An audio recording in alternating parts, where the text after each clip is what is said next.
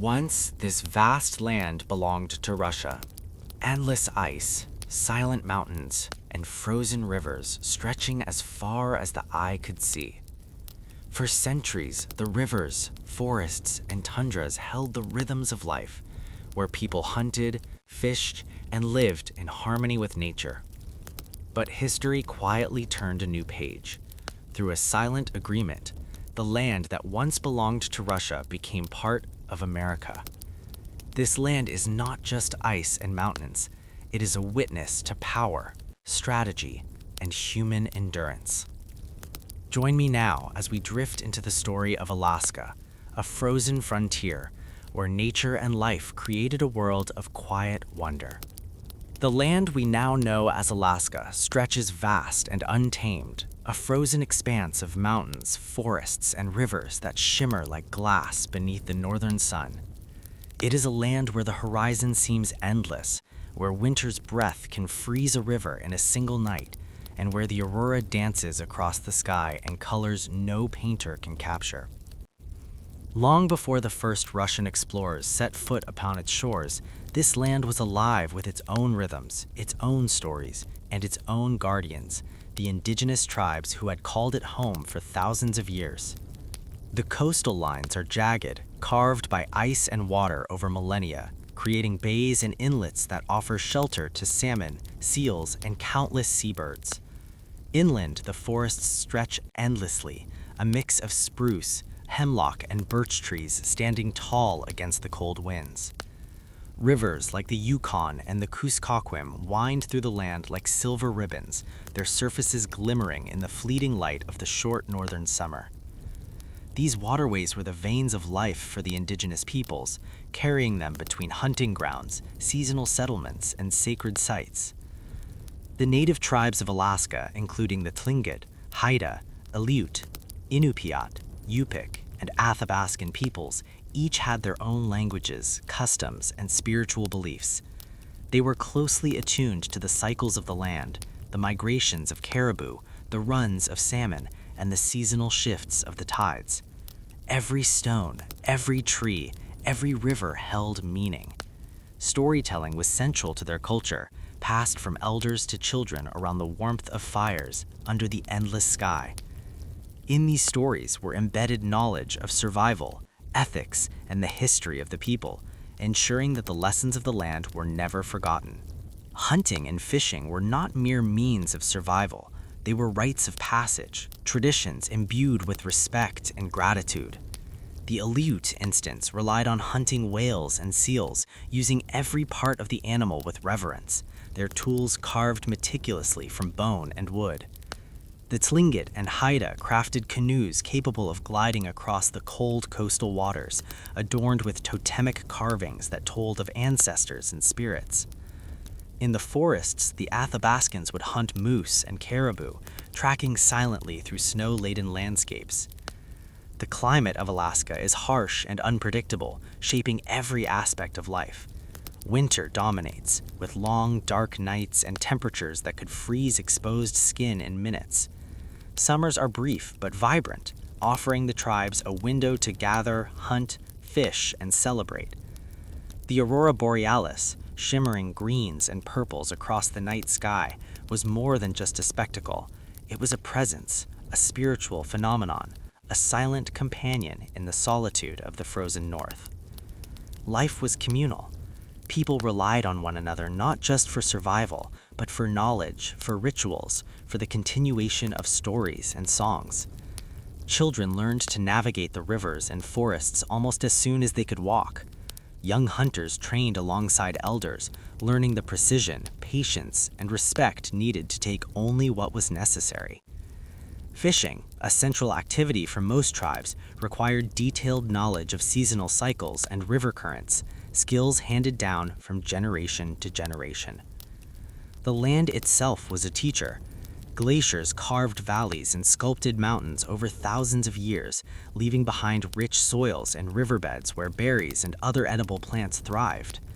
Animals, too, were teachers. The caribou's migration, the salmon's run, and the bear's hibernation provided rhythm to life. Understanding these patterns was crucial. it was not merely survival, it was harmony with a land that could be both bountiful and merciless.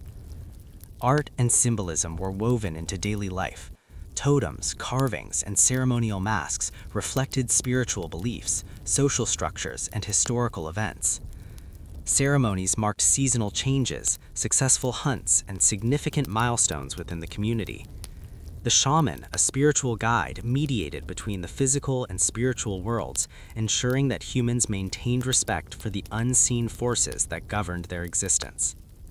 The vastness of Alaska is defined not only by its snow-capped peaks and dense forests, but also by the rhythm of its seasons. Winter dominates nearly half the year, enveloping the land in ice and snow. Temperatures drop so low that the rivers, which serve as arteries of travel and sustenance, freeze solid, locking the landscape in silence. Yet, this silence is deceptive. Beneath the snow, life continues. Caribou trek across frozen valleys. Salmon dig deep in icy rivers. Wolves move in shadows, hunting with patience and precision. The indigenous tribes have learned these rhythms over generations, reading the subtle signs of nature to navigate the challenges of each season. Spring brings a subtle but vital awakening. Snow begins to melt, revealing streams and rivers brimming with water. Plants that have slept under the frozen ground for months begin to bloom. Berries appear, tender and juicy, a welcome feast after the lean months of winter. The tundra transforms, alive with the sound of birds returning from southern migrations, the hum of insects, and the quiet rustle of small mammals stirring in their burrows. For the tribes, spring is a time of preparation. Tools are repaired, canoes are checked for leaks, nets and traps are mended. Families travel to fishing spots along rivers, harvesting salmon as they swim upstream to spawn, following patterns passed down through centuries. Summer, though brief, is intense. The long days and near-endless sunlight provide an opportunity for both work and celebration. The tribes move to seasonal camps, often near rivers and coastlines, to make the most of the abundant resources. Fishing reaches its peak. Caribou migrations are tracked for hunting. Berries, roots, and edible plants are gathered for sustenance through the coming winter. Children play along the riverbanks, learning the essential skills of survival through imitation and storytelling. Canoes glide silently across calm waters, carrying hunters, fishers, and families alike. The sound of paddles cutting through the water, the splash of fish leaping, the distant cry of birds, all are part of the soundtrack of this brief but vital season. Autumn begins subtly, with cooler winds and shorter days. It is a time of preparation for the harsh winter ahead. Food is preserved, hides are cured, and shelters are reinforced against the coming cold.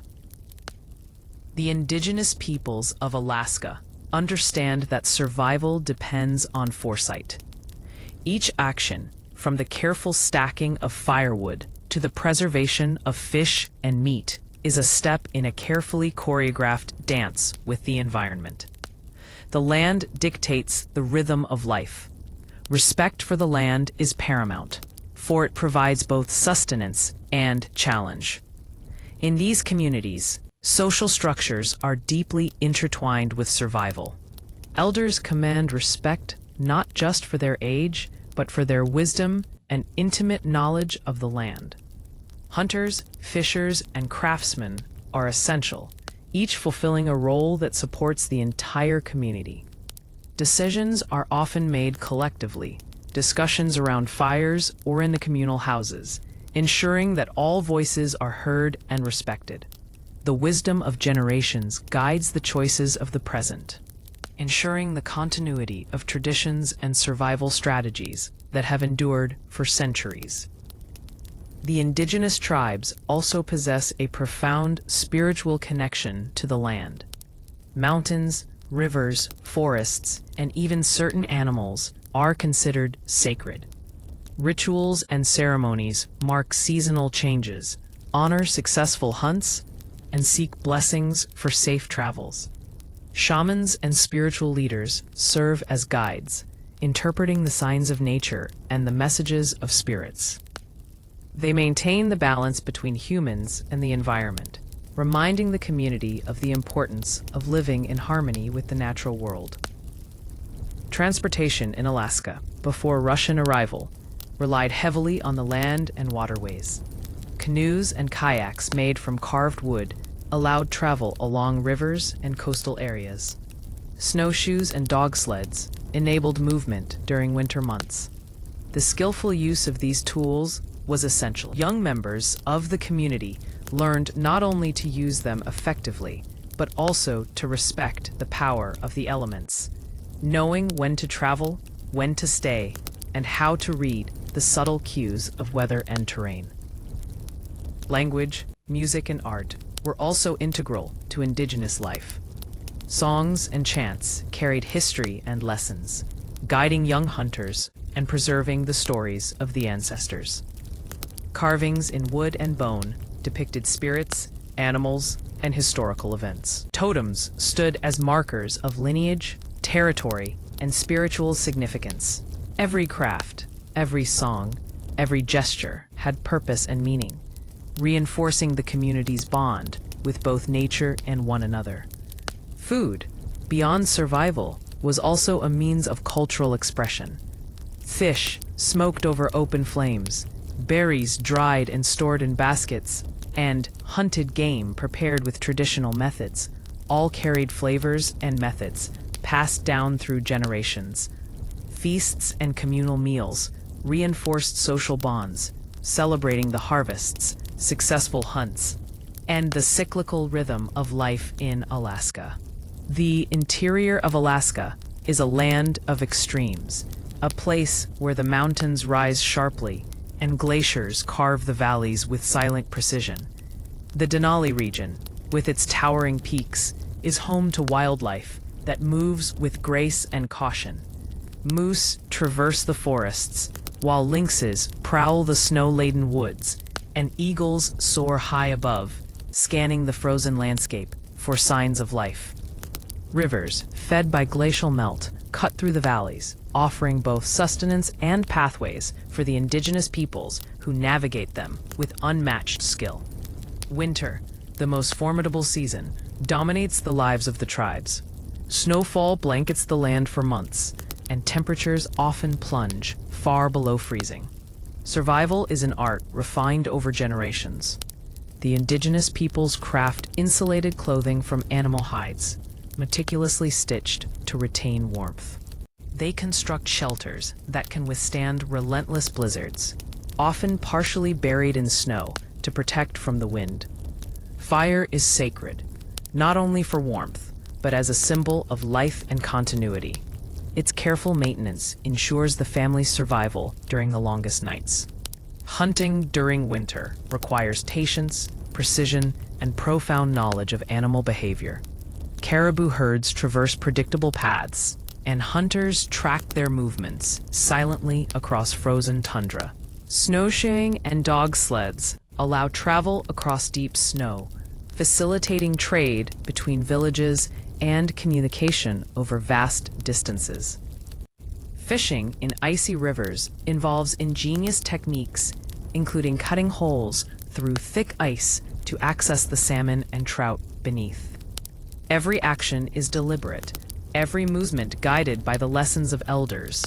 Survival is never taken for granted. It is earned through respect, skill, and resilience. Even in this harshest season, life is rich with culture. Storytelling continues around the hearth, where elders recount the histories of the land and its people. Children listen attentively, absorbing lessons of respect, courage, and harmony with nature. Songs and chants echo through the cabins, recounting hunts, seasonal changes, and spiritual teachings. Every ritual, whether to honor a successful hunt or to mark the winter solstice, reinforces the bonds between people and the land that sustains them. The rivers and forests are alive with subtle sounds. The crackle of ice underfoot, the distant howl of wolves, the rustle of branches in the wind. These are the companions of those who inhabit the frozen interior. Canoes glide silently during the brief summers, carrying hunters, fishers, and families along winding waterways. Snowshoes and sleds dominate the winter months, allowing movement across the deep, white expanses that blanket the tundra. Navigation is guided by memory, observation, and an intimate understanding of the land's rhythms. The indigenous peoples of Alaska demonstrate remarkable ingenuity in balancing the demands of survival with the spiritual and social needs of their communities. Tools, clothing, and shelters are crafted with precision and artistry. Ceremonial practices honor both the spirits of the land and the ancestors who first tamed its challenges. Totems, carvings, and symbolic art serve as reminders of identity, history, and the interconnectedness of all life. Children learn to interpret signs in the sky, the behavior of animals, and the subtle changes of the seasons. Knowledge is passed orally through songs, stories, and observation, ensuring that no lesson is ever lost. As spring returns, the frozen rivers melt and the forests awaken. The cycle of life resumes with renewed vigor. Families move to temporary camps along riverbanks and coastal regions to take advantage of the abundance offered by the short summer. Fishing, hunting, and gathering reach their peak. Canoes and kayaks become vessels of both sustenance and celebration. Festivals mark the return of light and the abundance of the land. The community thrives in harmony with nature, embracing both its generosity and its challenges. Throughout the seasons, the land teaches patience, resilience, and reverence. The harshness of winter cultivates endurance. The brief, intense summer cultivates creativity and community. The indigenous people's deep understanding of the environment enables them not only to survive, but to thrive, creating a culture that is rich, adaptive, and profoundly connected to the rhythms of nature. Every song, every story, every hunt reinforces the interdependence of humans, animals, and the land itself. The vast landscapes of tundra, forests, mountains, and rivers form the stage upon which the daily life of pre-Russian Alaska unfolds. The land's isolation has cultivated independence, yet fostered strong communal ties. Villages are small and interconnected, bound by trade, kinship, and shared understanding. The interior mountains and glaciers remain largely untouched, offering sanctuary to wildlife and a sense of mystery to the human inhabitants.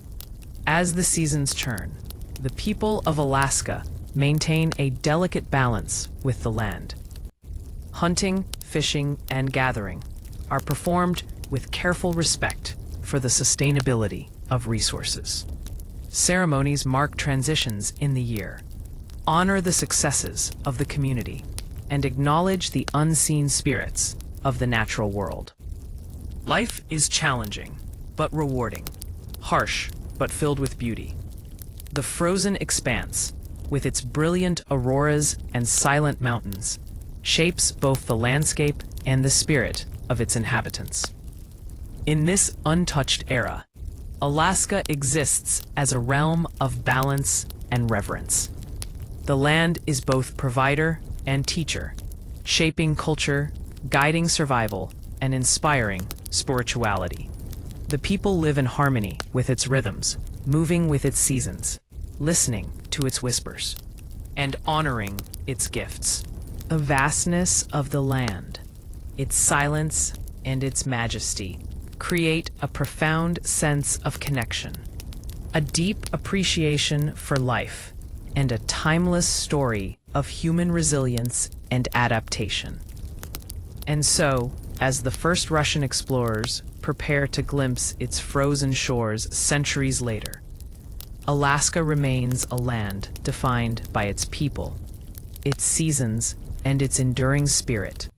A frozen frontier that has nurtured life, culture, and harmony long before the world beyond took notice. Close your eyes and imagine a world untouched by the noise of modern life. A world where frozen oceans meet endless white horizons, where the wind whispers through lonely forests, and where time feels slower, quieter, almost suspended. This is the world Russia first saw in the 18th century, when their explorers sailed into the northern Pacific, searching for lands that lay beyond the known world. A world that Tsars believed might hold new riches, new routes, and new opportunities for an empire stretching across continents. Before any map knew its name, before any flag was raised, Alaska existed as a vast, distant frontier, wild, cold, and breathtakingly silent. The arrival of Russian explorers. The story begins with one man, Vitus Bering, a Danish navigator serving under the Russian Tsars. In 1728, under the orders of Tsar Peter the Great, Bering sailed east from Siberia. He crossed the narrow waters that now carry his name. And for the first time, Russia confirmed that America lay just beyond the horizon. But Bering's greatest voyage came years later, in 1741, when he and a crew of scientists, sailors, and craftsmen drifted toward the unknown lands across the Pacific. When they finally saw the Alaskan coast, steep cliffs, rocky shores, and immense glaciers shining under the summer sun, they realized they had discovered a new frontier. Though Bering himself never survived the harsh conditions, Russia had already taken its first steps into the land that would one day become Alaska. Why Russia wanted this frozen land? To many, Alaska seemed like an impossible place to settle. Cold, remote, and unforgiving. But Russian explorers saw something else. They saw fur. Fur of unimaginable value. In Europe and Asia, luxury furs, especially from sea otters, sold at prices higher than silver. The soft, dense, glossy pelts of Alaskan otters became known as soft gold, and so Russia's interest grew. Not for farmland, not for cities, not for glory, but for wealth drawn from nature. The Tsars believed Alaska could become a treasure chest for the empire, a source of fortune that needed no mines, no factories, no armies, just courage. Ships and traders willing to face the cold. The rise of the Russian fur trade. As news of Alaska's riches spread across Russia, waves of Promyshleniki, fur hunters and merchant adventurers, began crossing the Pacific. They used small wooden ships, often overloaded, often barely seaworthy. Some never reached the coast. Some vanished in storms. But those who survived found themselves in a land abundant with otters, foxes, seals, and other animals prized for their fur. These hunters established temporary camps along the coast, wooden huts built near river mouths, small storage shelters, primitive docks made from driftwood, and rough paths carved into forests and hills. Their world was simple. Wake at dawn, hunt on icy waters, dry and clean pelts, trade, sleep, repeat. Months passed like this, each day shaped by weather, tides, and the rhythm of nature. While Russia expanded its claim, the hunters did not realize that the sea otter population would eventually decline, a problem the future would reveal. Russian settlements take shape. Over time, trading camps evolved into permanent settlements.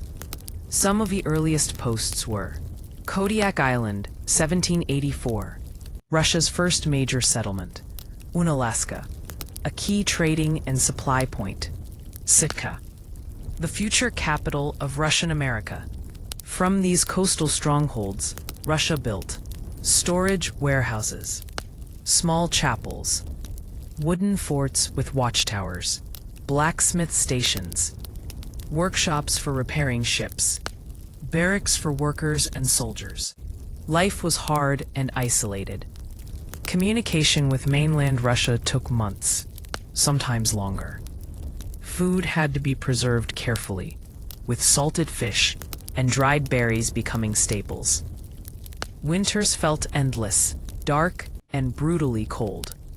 But for the Tsars, these settlements were symbols, proof that Russia's empire reached all the way across the Pacific. Interactions with native tribes. Long before Russia arrived, Alaska was home to many native tribes: the Aleut, the Tlingit, the Yupik, the Athabaskan, and the Inupiat. Each group had its own language, traditions, hunting skills, and spiritual beliefs. At first, contact between Russians and natives was cautious, curious, but unsure. The Russians were impressed by how natives navigated icy waters in lightweight kayaks, hunted with remarkable precision, crafted tools from bone, wood, and stone, and survived winters that newcomers found unbearable. However, the fur trade brought conflict. Some Russian hunters forced native communities to gather furs for them. This created resentment and, at times, violent resistance, especially from the Tlingit people. But alongside conflict, there were also moments of cooperation, trade of food and tools, shared hunting techniques, marriages between Russian men and native women, mixed communities known as Creoles, who played a key role in settlements. These interactions shaped a unique cultural blend, Russian traditions mixing with native ways of life. The spread of Russian Orthodoxy. With settlements came priests. The Russian Orthodox Church saw Alaska as a new frontier for spreading faith. Monks and missionaries traveled from Siberia, carrying icons, candles, and books across frozen seas. They built small wooden chapels, beautifully painted interior icons, quiet spaces for worship in remote villages.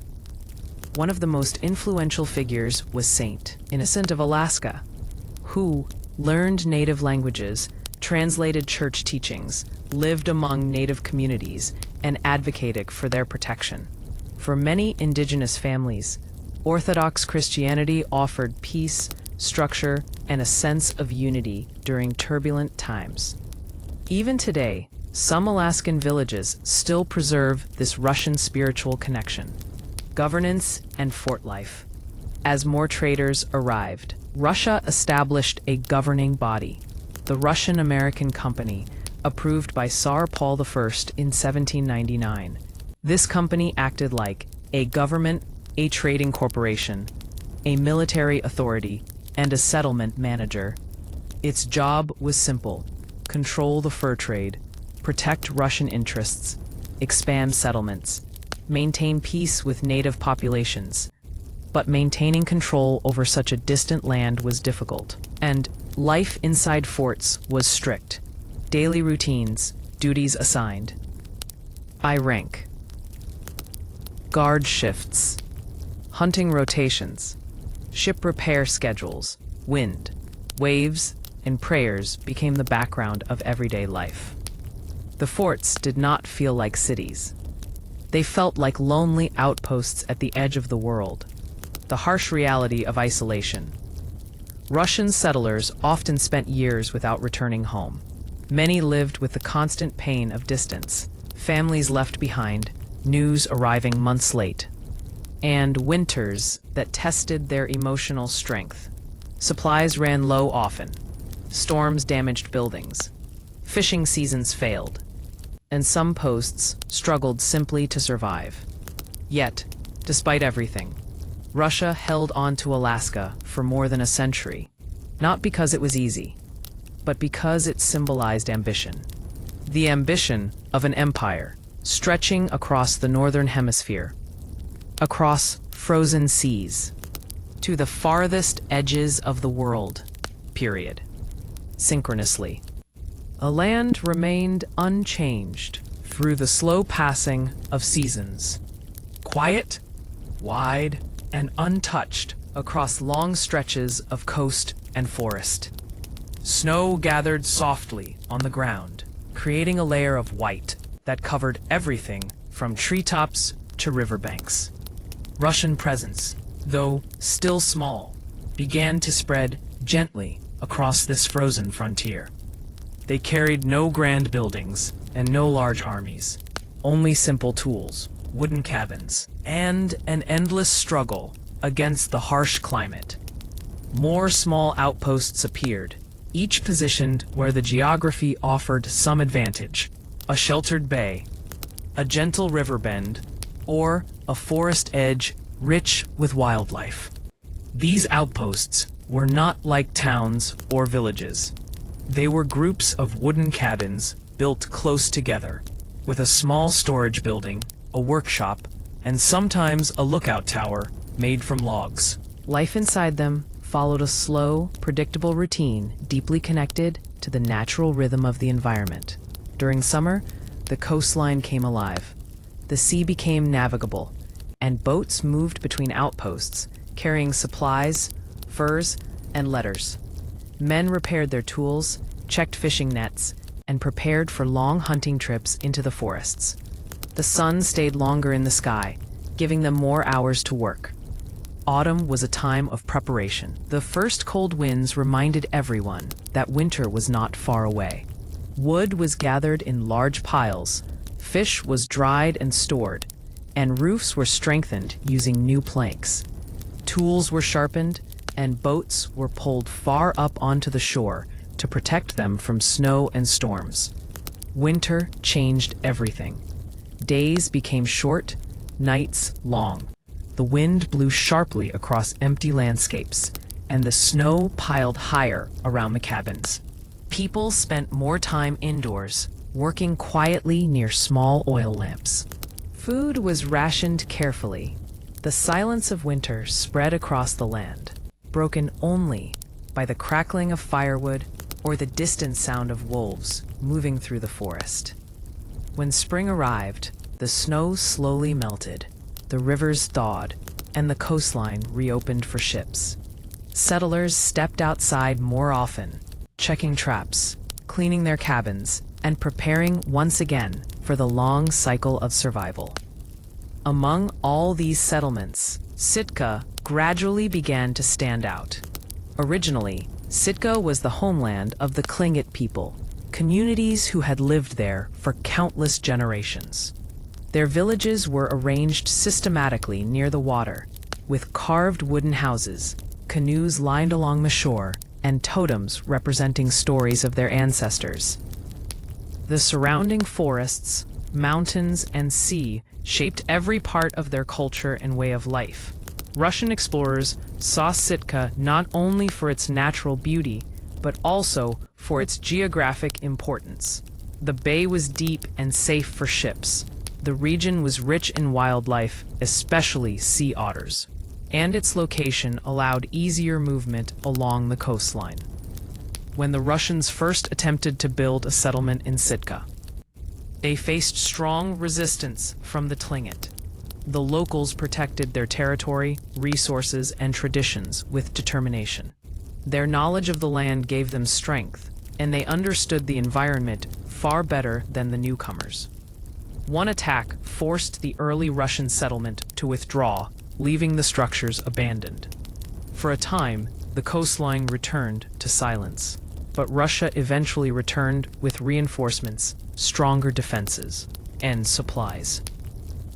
They rebuilt Sitka with more cabins, storage houses, workshops, and defensive walls. Over time, Sitka transformed into the administrative center of Russian Alaska, where officials managed trade, recorded shipments, and coordinated activities across distant posts.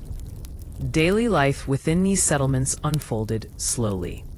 People woke early, even in the cold, to light the fires, melt ice for drinking water, and prepare simple meals. Work was divided based on skills. Some repaired boats, others gathered wood. Some fished along the rocky shoreline, while others recorded trade logs or inspected storage rooms. Evenings were quiet, with settlers gathering around stoves, sharing small conversations, and preparing for the next day. Homes were modest, built from logs cut from nearby forests. Most had a single room with a central stove made of stone or clay. Windows were often covered with oiled animal skins instead of glass, letting in a soft, diffused light. Animal furs were placed on the floor and walls to keep out the cold. Shelves held only necessary items: fishing hooks, knives, wooden bowls, and lanterns. Food was simple and repetitive. Dried fish was eaten almost daily. Seaweed and berries were collected during warmer months and preserved in wooden containers. Occasionally, hunters returned with seals or small game animals, providing rare but welcome variety. Every portion of food was important, and nothing was wasted. As Russian presence grew, cultural interaction also increased. Some settlers formed families with native women, resulting in a growing Creole population. Children who understood both cultures. These children often played important roles in the community. They spoke Russian and native languages fluently, helped translate during trade, and understood native hunting methods that were essential in Alaska's harsh environment. The Russian-American Company valued these Creoles highly. Many were trained in reading, writing, navigation, and craftsmanship. They worked as assistants in administration, teachers in small community schools, and guides for hunting expeditions. Their skills made them a bridge between two worlds, the Russian settlers and the native communities. The Russian Orthodox Church slowly established a presence as well. Missionaries traveled to remote villages, building small chapels where local people gathered for prayer and learning. They taught reading and writing, helped treat illnesses, and supported families during difficult winters. Some missionaries became deeply respected figures in the community for their kindness and dedication. Church bells, though small, added a new sound to the quiet landscape, a soft ringing that drifted gently across the water and forests. Despite these developments, Alaska remained far from the Russian mainland. Distance was a constant challenge. Ships had to travel long, dangerous routes from Siberia to reach the settlements. Storms, frozen seas, and unpredictable winds often delayed supply shipments for months. Sometimes, supplies never arrived. When storage rooms ran low on tools, fabric, medicine, or food, people depended heavily on the land and on the knowledge of native communities. They learned to preserve fish better, build stronger shelters, and navigate the forests more safely. The fur trade was the main purpose of Russian presence, but over time, the number of sea otters began to decline. The once abundant population shrank due to overhunting. Traders had to travel farther into remote areas to find remaining otters, often facing storms or difficult terrain. With fewer furs to trade, the profitability of the settlements began to drop. Maintaining outposts became more expensive.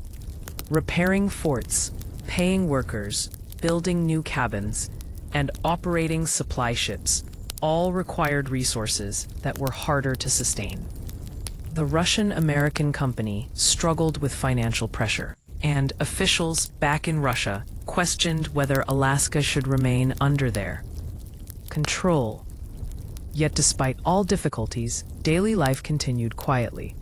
The sound of waves against the shore, the rustle of wind through the forests, and the steady routine of small tasks shaped the rhythm of existence. The land remained vast, cold, and beautiful, a place where survival, culture, and history blended silently over many years. People lived simply, worked patiently, and adjusted to the landscape that surrounded them. The story of Russian Alaska was not one of rapid change or sudden progress, but of slow adaptation, endurance, and the quiet persistence of human life in a distant northern world.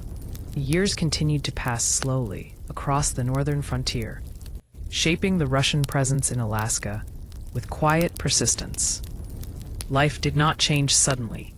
Instead, it shifted gently from one season to another as people learned more about the land, the sea, and the challenges of living so far from their homeland.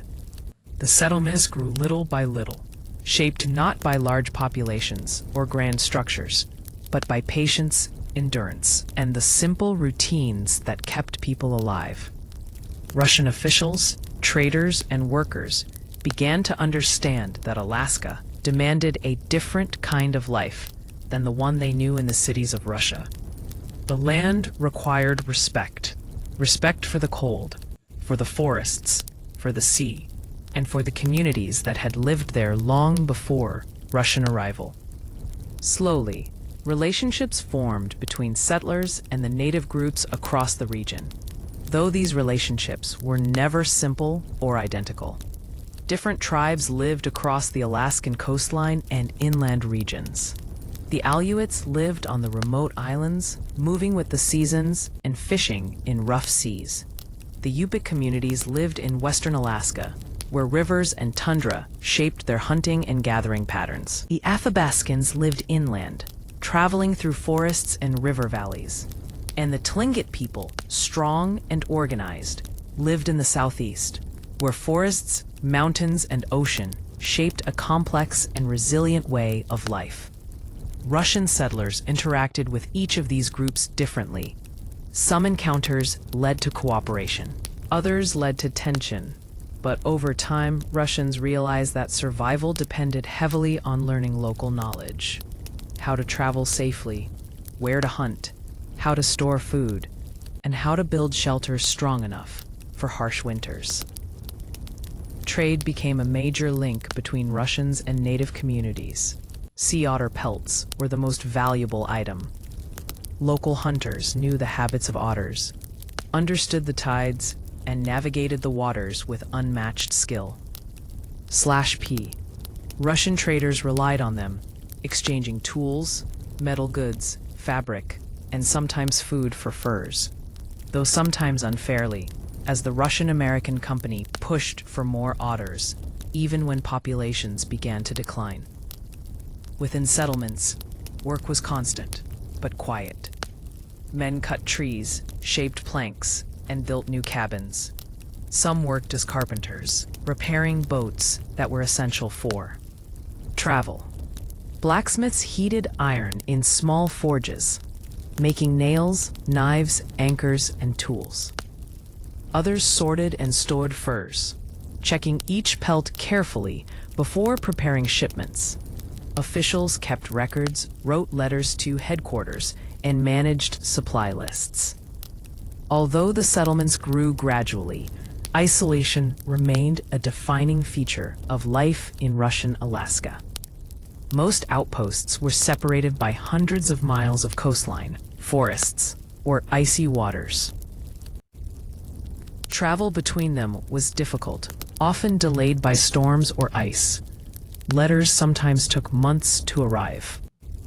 People learned to depend on the resources immediately around them, rather than waiting for help from distant places. When ships came from Russia or from other parts of the Pacific, it was a major event. They brought food, fabric, tools, medicine, candles, and sometimes new settlers or officials. They also brought news of political changes in Russia, updates on company policies, and reports of other expeditions happening across Asia and the Pacific. The arrival of ships connected Alaska to the outside world, even if only briefly. But ships also carried away the valuable furs collected over the year. Bundles of sea otter pelts, carefully wrapped and stored, were loaded onto decks and sent across long ocean routes. These pelts were highly prized in China, where they were sold in large quantities. Profits from these sales helped support the Russian-American company and funded its operations in Alaska. Yet the company's financial situation slowly weakened. The cost of maintaining remote settlements was high. Food shortages were frequent, supplies were unpredictable, and as sea otter populations decreased, the company earned less each year. The decline of the fur trade created discussions within Russia about whether Alaska could continue to be supported. Meanwhile, life in the settlements continued with its own rhythm. In Sitka, the administrative center, buildings improved over time. A central fort held weapons and supplies. Warehouses stored furs, tools, and trade goods. Workshops produced furniture, barrels, and boats. Small gardens appeared during summer months, though the cold climate limited what could grow. Homes inside Sitka became slightly more organized. Some families had separate sleeping areas and small kitchens. Children played in open spaces near the water, running between cabins and watching boats arrive or depart. Women, both native and Creole, prepared food, repaired clothing, and helped maintain daily routines. Their knowledge of the land, plants, and weather patterns was essential, especially during difficult winters. Evenings in Sitka were peaceful. The sound of the ocean moved gently against the shore. Fires burned softly inside homes. People talked, read, prayed, or prepared tools for the next day. The calm atmosphere made the settlement feel stable, despite the challenges of remote life. The Russian Orthodox Church added further structure to daily living. Its presence grew stronger as priests performed services, taught reading and writing, and maintained small chapels.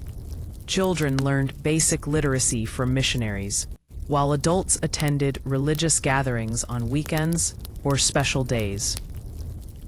The church became a center of community life, offering comfort during illness, hardship, or food shortages. Away from Sitka, life in smaller outposts was even quieter. These posts consisted of simple cabins surrounded by forest or coastline. Workers spent long hours hunting, fishing, trapping, and traveling. Loneliness was common, but people found purpose in their tasks and in the natural beauty around them. Rivers carried fresh water and fish. Forests provided wood and shelter. Mountains offered protection from storms. The landscape became both a challenge and a companion, shaping the thoughts and routines of everyone living there. Native communities continued their own traditions, while also adapting to new influences. Many families maintained ancient hunting practices, but also used Russian tools when useful. Some converted to Christianity, while others continued their traditional beliefs. Children learned the stories of their ancestors, the patterns of the land, and the skills needed to survive. Cultural blending occurred slowly, shaped by cooperation, adaptation, and shared experiences across generations. As time passed, the Russian-American company tried to increase its control over the region, sending more officials and expanding trade.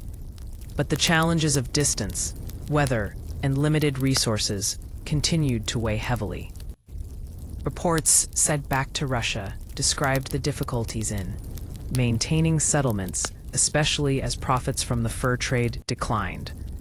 The company recognized that Alaska required constant support that became harder to justify as economic conditions changed. Despite these struggles, daily life in Alaska moved at a steady, quiet pace. People woke at dawn, followed their tasks, and rested when the sun set or when the cold grew too strong. Their routines shaped not only the settlements, but also the identity of Russian Alaska, a land defined by endurance, simplicity, and the calm acceptance of nature's rhythm. Ships came and went, supplies arrived and were consumed. Children grew older, hunters traveled farther each year. Workers repaired the same cabins again and again, and across all of it, the frozen landscape remained vast, silent, and unchanging. The era of the Tsars in Alaska was not defined by dramatic battles or sudden transformations. It was shaped instead by patience, the patience of settlers learning a difficult land, the patience of native communities watching outsiders adapt, and the patience of nature itself, which moved at a slow, ancient pace. The story of Russian Alaska continued like this for many decades, quiet, distant, steady, forming the foundation for the changes that would come later, when the land would pass from Russian hands to American control. But that moment had not yet arrived. For now, life in Alaska remained a slow, calm flow of days, seasons, and routines beneath the long northern sky. In the quiet years after the mid-19th century, a slow shift began in the far northern world. Russia, a vast empire stretching across Eurasia, now looked at Alaska not as a land of possibilities, but as a distant, expensive frontier. The land was far, the climate harsh, and the cost of maintaining forts and settlements continued to rise. The Russian Empire was recovering from the heavy losses of the Crimean War, and its treasury felt the growing pressure. As the world changed, Russia began to quietly reconsider its place in North America. During these years, Tsar Alexander II, the Emperor of Russia, listened carefully to his advisors. Alaska's fur trade, once rich and profitable, had slowly declined. Sea otter populations had dropped, and trade routes became harder to maintain. The Russian settlements scattered across the icy landscape struggled with supplies, isolation, and unforgiving winters. The empire realized that holding Alaska brought more burden than benefit. And in the global political climate, Russia's greatest concern was not America, but Britain. The British Empire, with its powerful navy and nearby presence in Canada, posed a real threat. If another war ever broke out, Russia feared Britain might seize Alaska easily, leaving Russia with nothing. In this calm global atmosphere, a quiet idea began forming inside Russia. Perhaps it was better to sell Alaska while there was still value in it. On the other side of the world, in the United States, a man named William Seward, the U.S. Secretary of State, carried a long-standing dream. Seward imagined an America that stretched wider, reached farther, and grew stronger through peaceful expansion. To him, the North held promise. He believed that Alaska, though frozen, was a land of natural wealth. Minerals, forests, fisheries, and unimaginable resources might lie beneath the ice. Seward believed this land would one day become valuable in ways no one could yet see. When Russia quietly approached the United States with the possibility of selling Alaska, Seward was immediately interested. The US and Russia shared a relatively friendly relationship at the time, and in 1867, America was only 2 years past its Civil War, recovering, rebuilding, and redefining its future. Seward thought Alaska could play a part in shaping that future.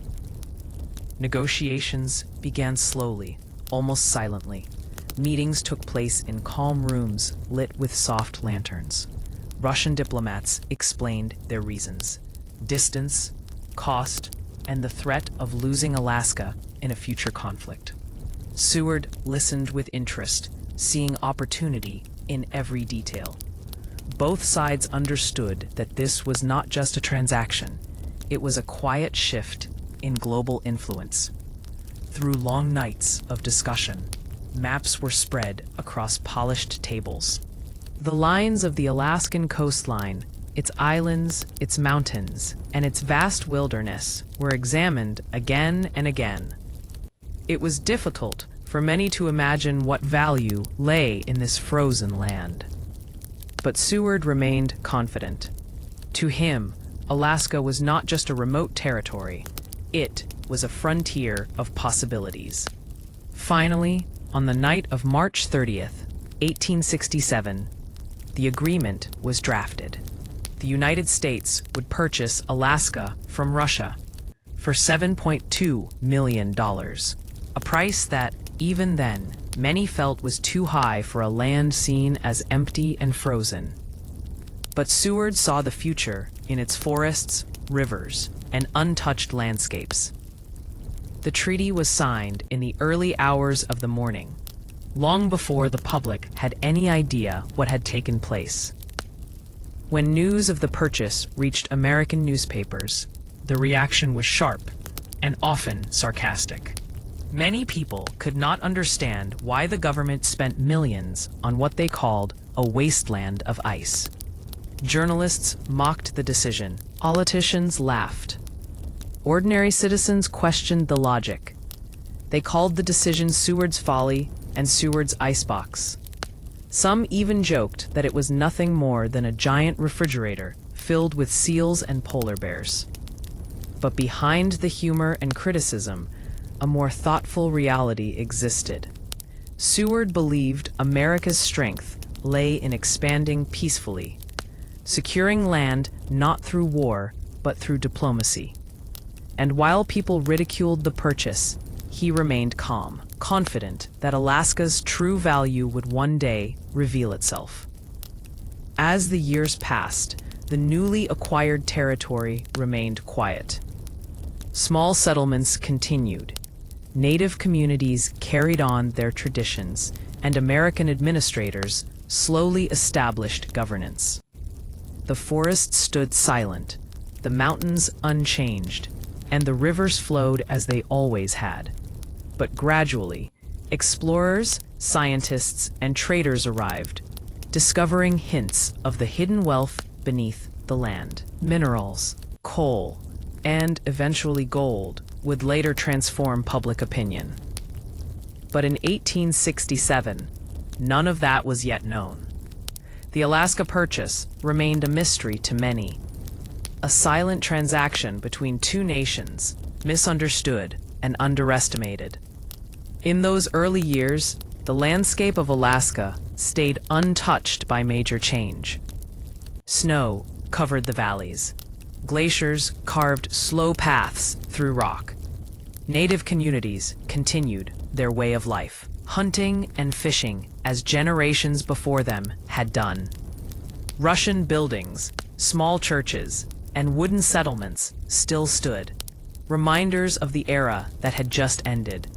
For Russia, the sale brought relief from financial strain and reduced the risk of losing the territory to Britain. For the United States, it brought a new chapter, expansion into the far north. And for Alaska itself, it marked the beginning of a slow transition from a remote frontier to a land that would later become one of the most strategically important regions in the world. The calm, quiet nature of the transaction almost hides its significance. No battles were fought, no armies moved, no great conflict unfolded. Instead, two nations simply agreed, with ink on paper, to shift the ownership of a vast and frozen world. Seward's confidence remained steady throughout the criticism. He often reminded people that history reveals value slowly. A land that looks empty today may one day become one of the most important places on Earth. And so, the Alaska Purchase stands as a peaceful transaction in a century filled with conflicts. A reminder that diplomacy can reshape continents just as powerfully as war.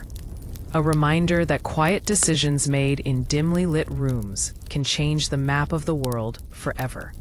After the treaty was signed in the early hours of that quiet March morning, a different kind of journey began. The journey of convincing the American people, Congress, and the wider world that this frozen land held worth. William Seward, calm yet determined, understood that agreements on paper meant little without acceptance at home. And so, in the weeks that followed, a slow, gentle wave of explanation began to move across Washington. Seward spent long hours meeting senators, speaking softly, and presenting maps. He shared the Russian viewpoint, the economic logic, and the strategic advantages. But even with clear reasoning, the idea remained difficult for many. To the public, Alaska felt unimaginably far, a place few had ever heard of, known only through scattered tales of ice, storms, and distant native communities. In the newspapers, the conversation grew louder. Articles filled with humor and doubt spread quickly. Many editorials questioned why the government chose to spend millions during a time when the country was still recovering from the Civil War. Some writers suggested the money could have been used to rebuild cities, support veterans, or improve infrastructure. Alaska, in their minds, was not a priority. Yet while the public laughed and debated, Seward remained unshaken. He believed that history often reveals value in places that first appear empty. To him, the frontier represented possibility. And even in the calmest, most sleep-like moments of political discussion, he sensed that this purchase would eventually prove itself. Meanwhile, across the ocean, Russia quietly completed its part of the agreement. Russian officials prepared documents, maps, and inventories. They knew they were letting go of a land that had been theirs for more than a century. Some Russian settlers felt conflicted. They had built small homes, raised families, and lived lives shaped by the northern seasons.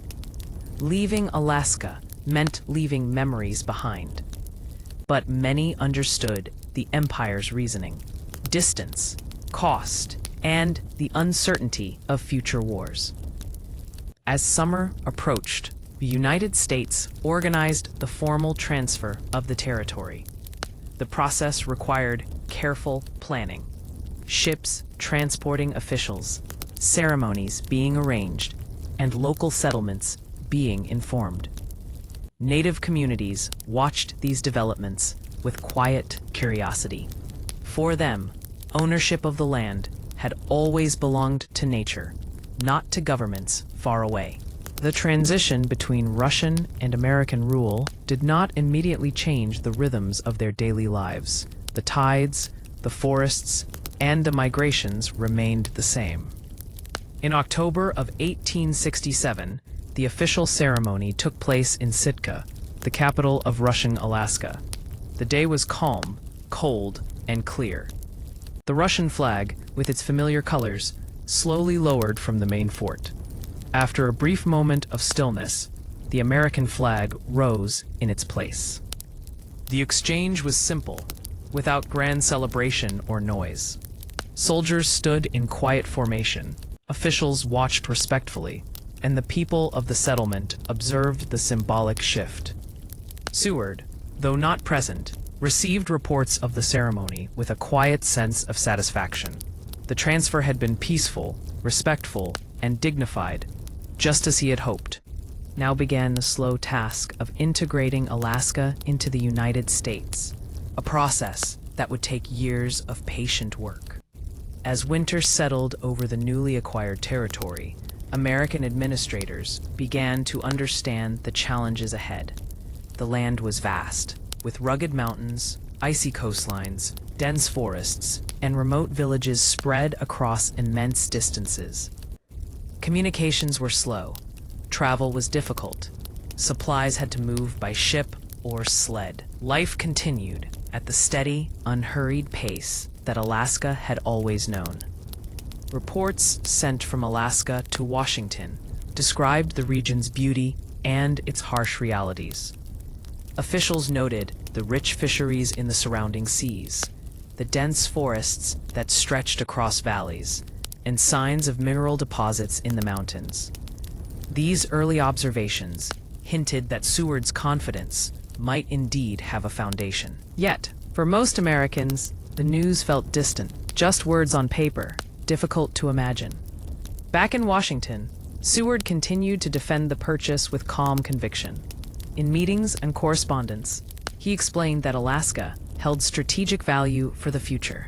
Located near Russia and close to key Pacific routes, the territory could one day influence trade, defense, and exploration. Seward believed that America, growing steadily westward, would eventually benefit greatly from its presence in the far north. Over time, the sharp humor of the public softened slightly. People began to accept the idea, even if they still did not fully understand it. Alaska remained a place of imagination, cold, remote, and largely unknown. For most Americans, life continued unchanged, while Alaska slowly adjusted to its new identity. In the quiet homes of Sitka and other Russian settlements, the last remaining Russian families gradually returned to their homeland. Some left behind buildings, small churches, and memories carved into the landscape. These traces of Russian influence would remain for generations, visible in architecture, names, and cultural traditions. Meanwhile, American explorers, traders, and officials began to learn the rhythms of the land. They traveled along frozen rivers, crossed mountain passes, and visited native communities. The calm interactions between cultures created a gradual blending of experiences. An observer in those early years would have seen a territory slowly transitioning, not through force or sudden change, but through the quiet passage of time. The United States government, still occupied with post-war recovery, did not rush to develop Alaska. For several years, the territory remained under military governance, ensuring stability while the government considered longer-term plans. Life moved slowly, with seasons shaping daily routines. As more reports arrived describing the potential of Alaska's fisheries and natural resources, a few forward-thinking Americans began to reconsider their earlier doubts. The endless forests, the vast rivers, the deep coastlines, these features hinted that the land was far from empty. Some even suggested that Alaska might one day become a significant region for trade and settlement. But these ideas were still early whispers, heard only in quiet discussions. For William Seward, the Alaska Purchase represented not just a diplomatic achievement, but a vision for America's future. He often said that the territory would one day become a meaningful part of the nation. In his calm, patient manner, he believed that understanding takes time and that history moves slowly, revealing truth in its own way. As the 19th century moved forward, America's new northern frontier remained a place of silence, beauty, and vast potential. Snow continued to fall across its mountains. Glaciers moved steadily across valleys. Rivers cut through forests as they had for centuries. And the people, native communities, new settlers, and administrators, lived according to the timeless rhythms of the North. Years later, when gold was discovered in Alaska, opinions changed dramatically. People who once mocked the purchase now praised its foresight. But all of that belonged to the future. In the quiet years immediately following the purchase, Alaska remained a peaceful symbol of diplomacy, a reminder that the world can change not only through conflict, but through agreements written with patience, respect, and vision. In the quiet years after Alaska officially became part of the United States, the territory entered a period of slow adjustment. The transfer ceremony had been simple, dignified, and peaceful. But the real work, the long, patient process of understanding and managing such a vast land, was only beginning. Washington, still recovering from the Civil War, could not immediately focus on Alaska, and so the territory existed in a gentle state of transition. The first American officials who arrived found a world shaped entirely by nature. Snow-covered mountains stretched endlessly across the horizon. Dense forests grew beneath silent skies. Long, winding rivers flowed through valleys where native communities continued their traditions, hunting, fishing, and moving with the seasons, just as their ancestors had for generations. Life in Alaska did not change quickly. The rhythms of the land remained slow, steady, and unaffected by distant politics. American soldiers and administrators lived in wooden buildings built during the Russian era. The structures were simple, sturdy, and weathered by years of northern storms. Many of the soldiers had never experienced such a climate before. They wrote letters describing frozen mornings, long nights, and the peaceful quiet that settled over the land after snowfall. Their routine became steady and predictable, guarding posts, maintaining order, and learning the ways of a territory that demanded respect through its sheer size and solitude. In Washington, discussions about Alaska continued at a soft, steady pace.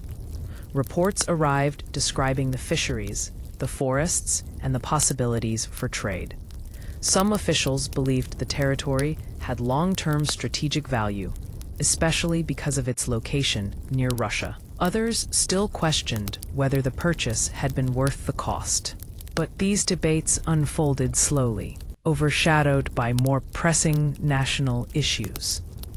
Within Alaska, native communities observed the transition with quiet curiosity. They had known Russian presence for decades, but even that had not greatly altered their way of life. The arrival of American officials followed a similar pattern. Trade continued, hunting seasons remained unchanged, and cultural traditions stayed strong. For many native groups, the concept of ownership, whether Russian or American, felt distant. The land, in their understanding, belonged to nature, not governments. As months turned into years, the American presence grew gradually.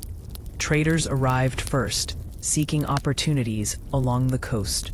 They built small posts, exchanged goods with native families, and learned the geography of the land through slow, patient exploration. Some traders wrote detailed journals describing calm mornings on the water, the sound of wind moving through spruce trees, and the gentle conversations shared around evening fires. These early accounts helped shape the slowly growing American understanding of Alaska. They spoke of rich fisheries along the coast, thick forests inland, and mountains that hinted at untapped mineral wealth. But development moved carefully, almost cautiously. No rush, no sudden expansion, just a gradual, sleep-like unfolding of discovery. Back in the former Russian capital of Sitka, daily life adapted to the new American administration. The small town remained quiet, its wooden buildings standing as reminders of earlier times. The Russian Orthodox Church continued to ring its bells, marking hours in the same steady rhythm it always had. American officials worked from nearby offices, keeping records, managing supplies, and maintaining communication with Washington. For the people of Sitka, native residents, remaining Russian families, and new American arrivals, life flowed with a peaceful slowness. Boats came and went across calm waters. Children played near the shoreline. The town carried a gentle mix of cultures, each leaving soft traces on the landscape.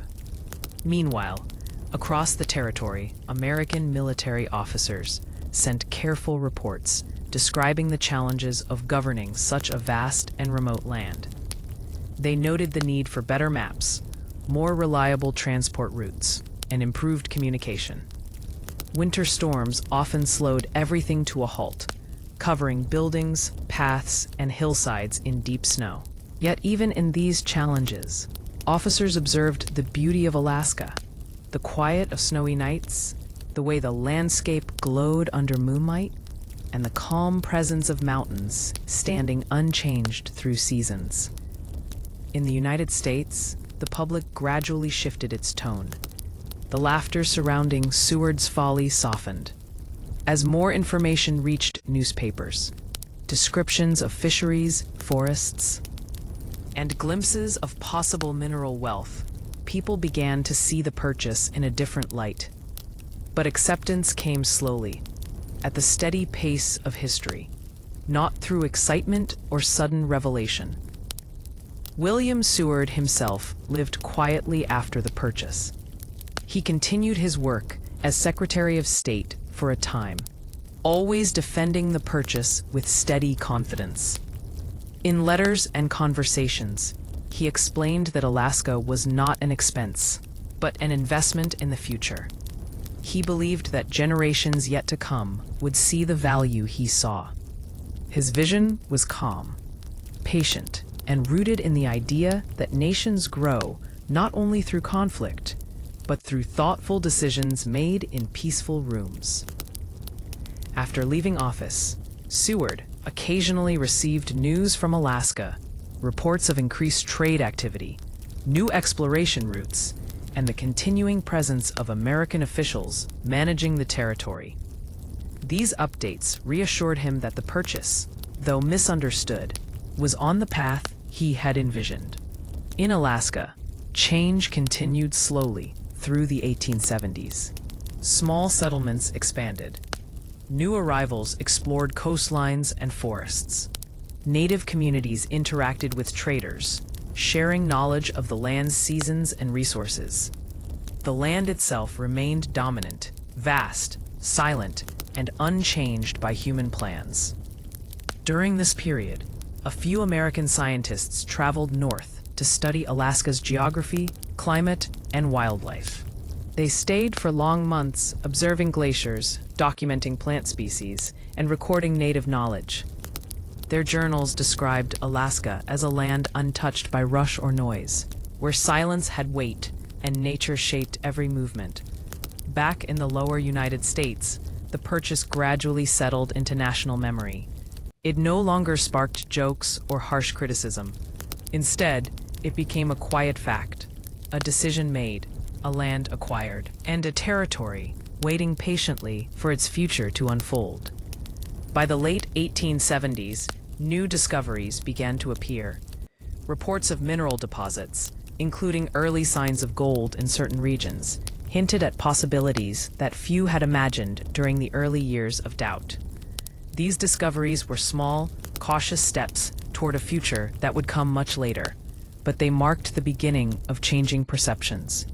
Still, for most Americans, Alaska remained a distant frontier, cold, far away, and mysterious.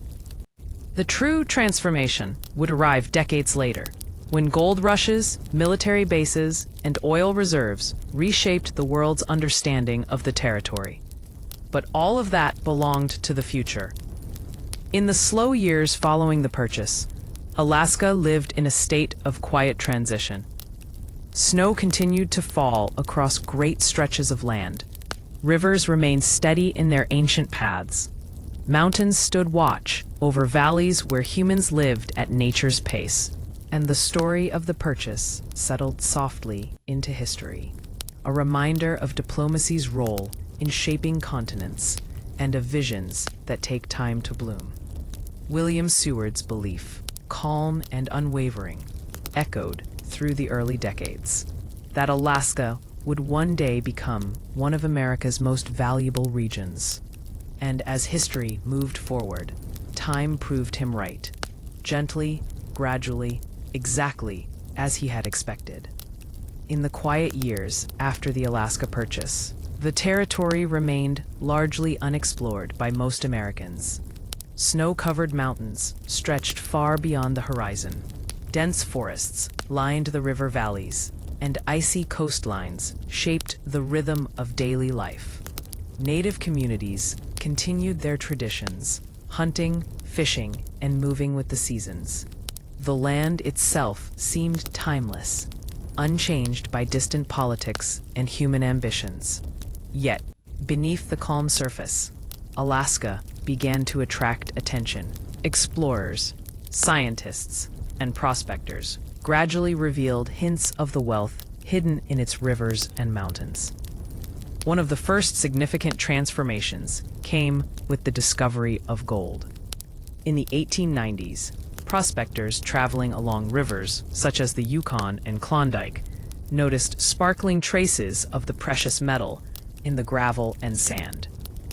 Word of these discoveries spread slowly at first, whispered through small settlements, letters, and newspaper reports. To the outside world, it seemed like a distant, frozen dream, almost unimaginable to those who had never seen the northern landscape. The Klondike gold rush began quietly, then escalated into a wave of movement that would reshape the territory. Miners, traders, and families traveled north through harsh landscapes, carrying supplies and hopes of fortune. They faced long, difficult journeys across frozen rivers, rugged mountains, and dense forests. Snowstorms and river crossings tested their endurance, yet the promise of gold drove them forward. Small towns appeared almost overnight along trade routes, where cabins, supply depots, and saloons marked the slow spread of human presence across the vast wilderness. Life for those who remained in Alaska before and during the gold rush remained slow and steady.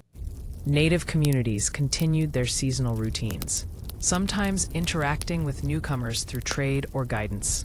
They taught travelers how to navigate the harsh terrain, where to hunt, and how to prepare for long winters. In this way, Alaska maintained its calm, natural rhythm, even as excitement and ambition began to ripple through the northern frontier. The gold rush brought more than wealth. It drew the attention of governments and strategists. Suddenly, the remote territory was no longer simply a quiet, distant land. It held potential for commerce, trade, and strategic positioning. Roads and telegraph lines were planned, small settlements formalized, and the first hints of organized governance appeared. Alaska's value extended beyond gold. It became clear that this frozen land held significance for the nation's growth and influence in the northern Pacific. As the early 20th century approached, other resources began to reveal themselves. Coal deposits were identified, timber became increasingly important, and fishing industries developed along the coastline. Alaska's natural wealth slowly intertwined with human industry, though always at the pace of the land's slow seasons. Winter snow, spring thaws, and summer abundance guided every human activity. Settlements, trade, and exploration moved carefully, respecting the rhythm of the environment. By the time World War I began, Alaska's strategic location became more apparent.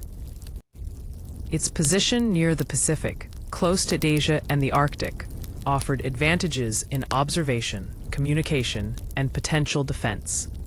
American military officials began to survey sites for future outposts, understanding that control of Alaska might one day play a critical role in protecting the continent.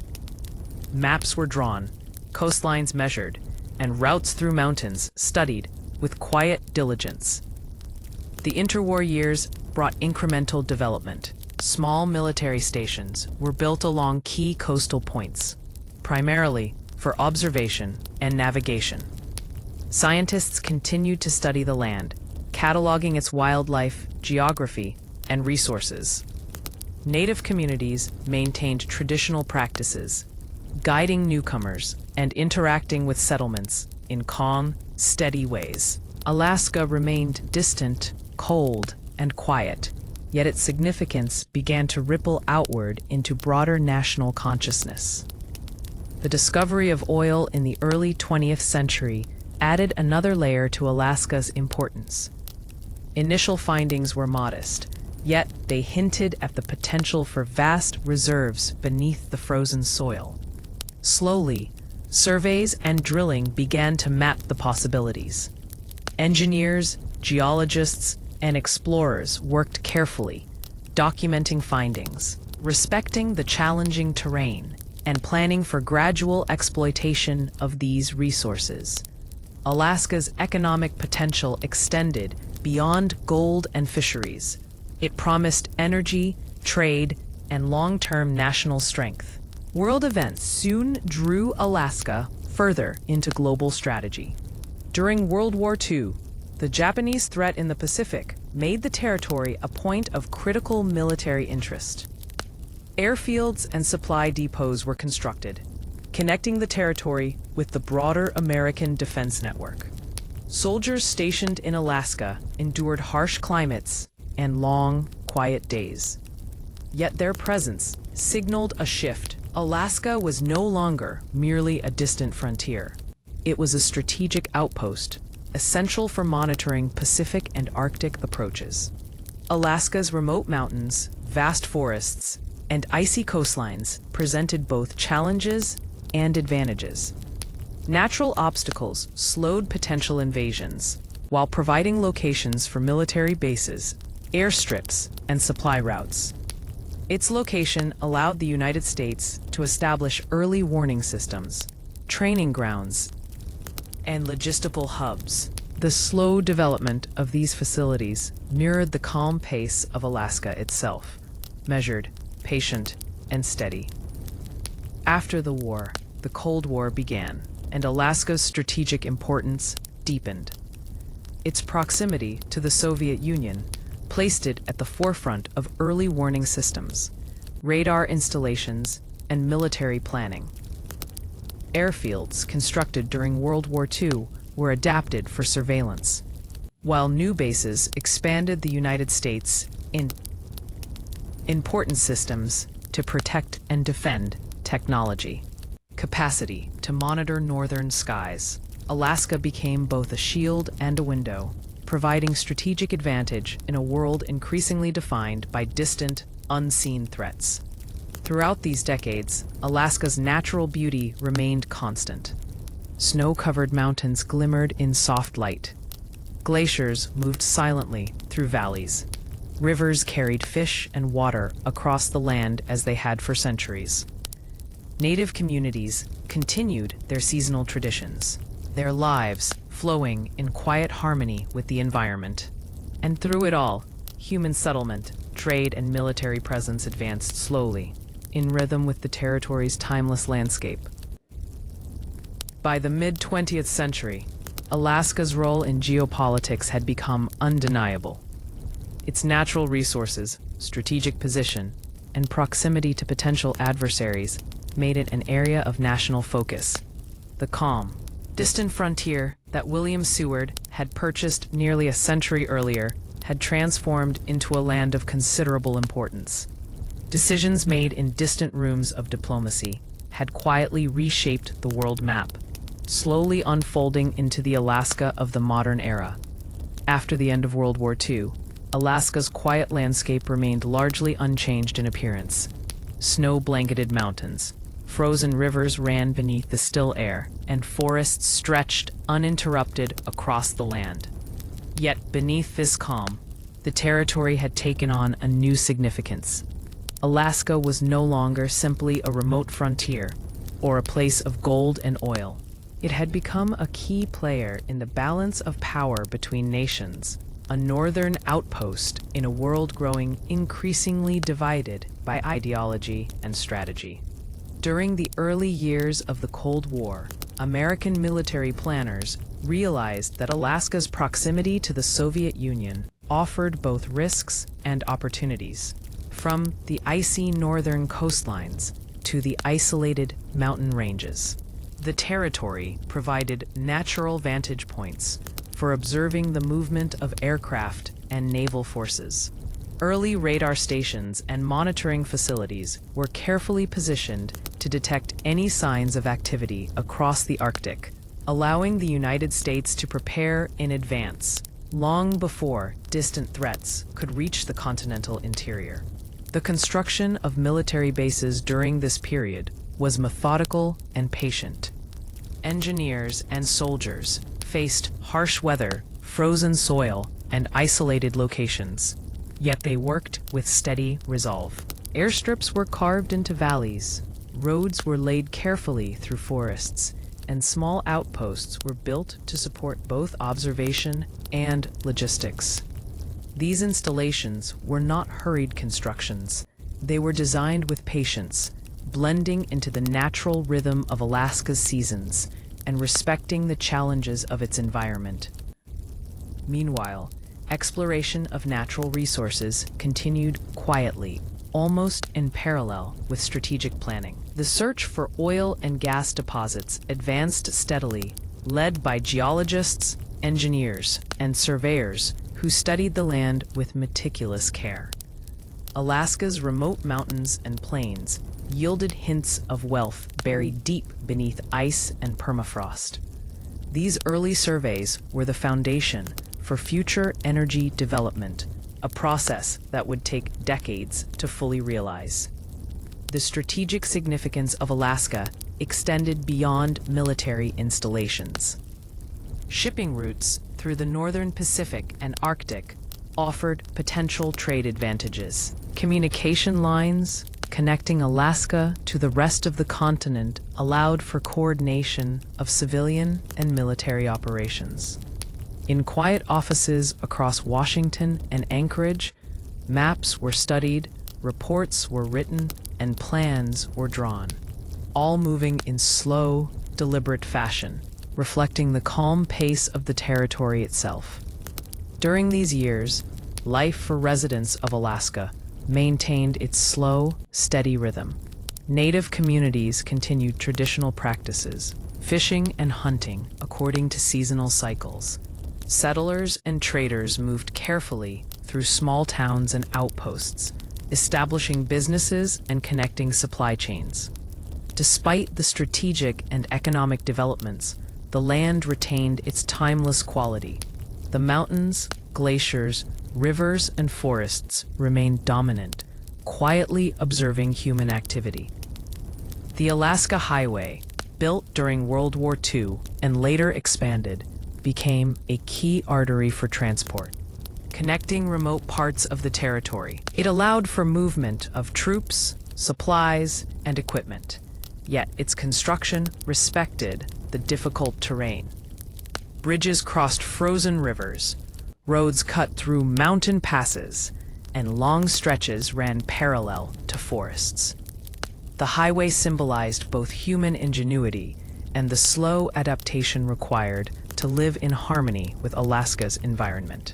By the 1950s and 1960s, Alaska's importance continued to grow.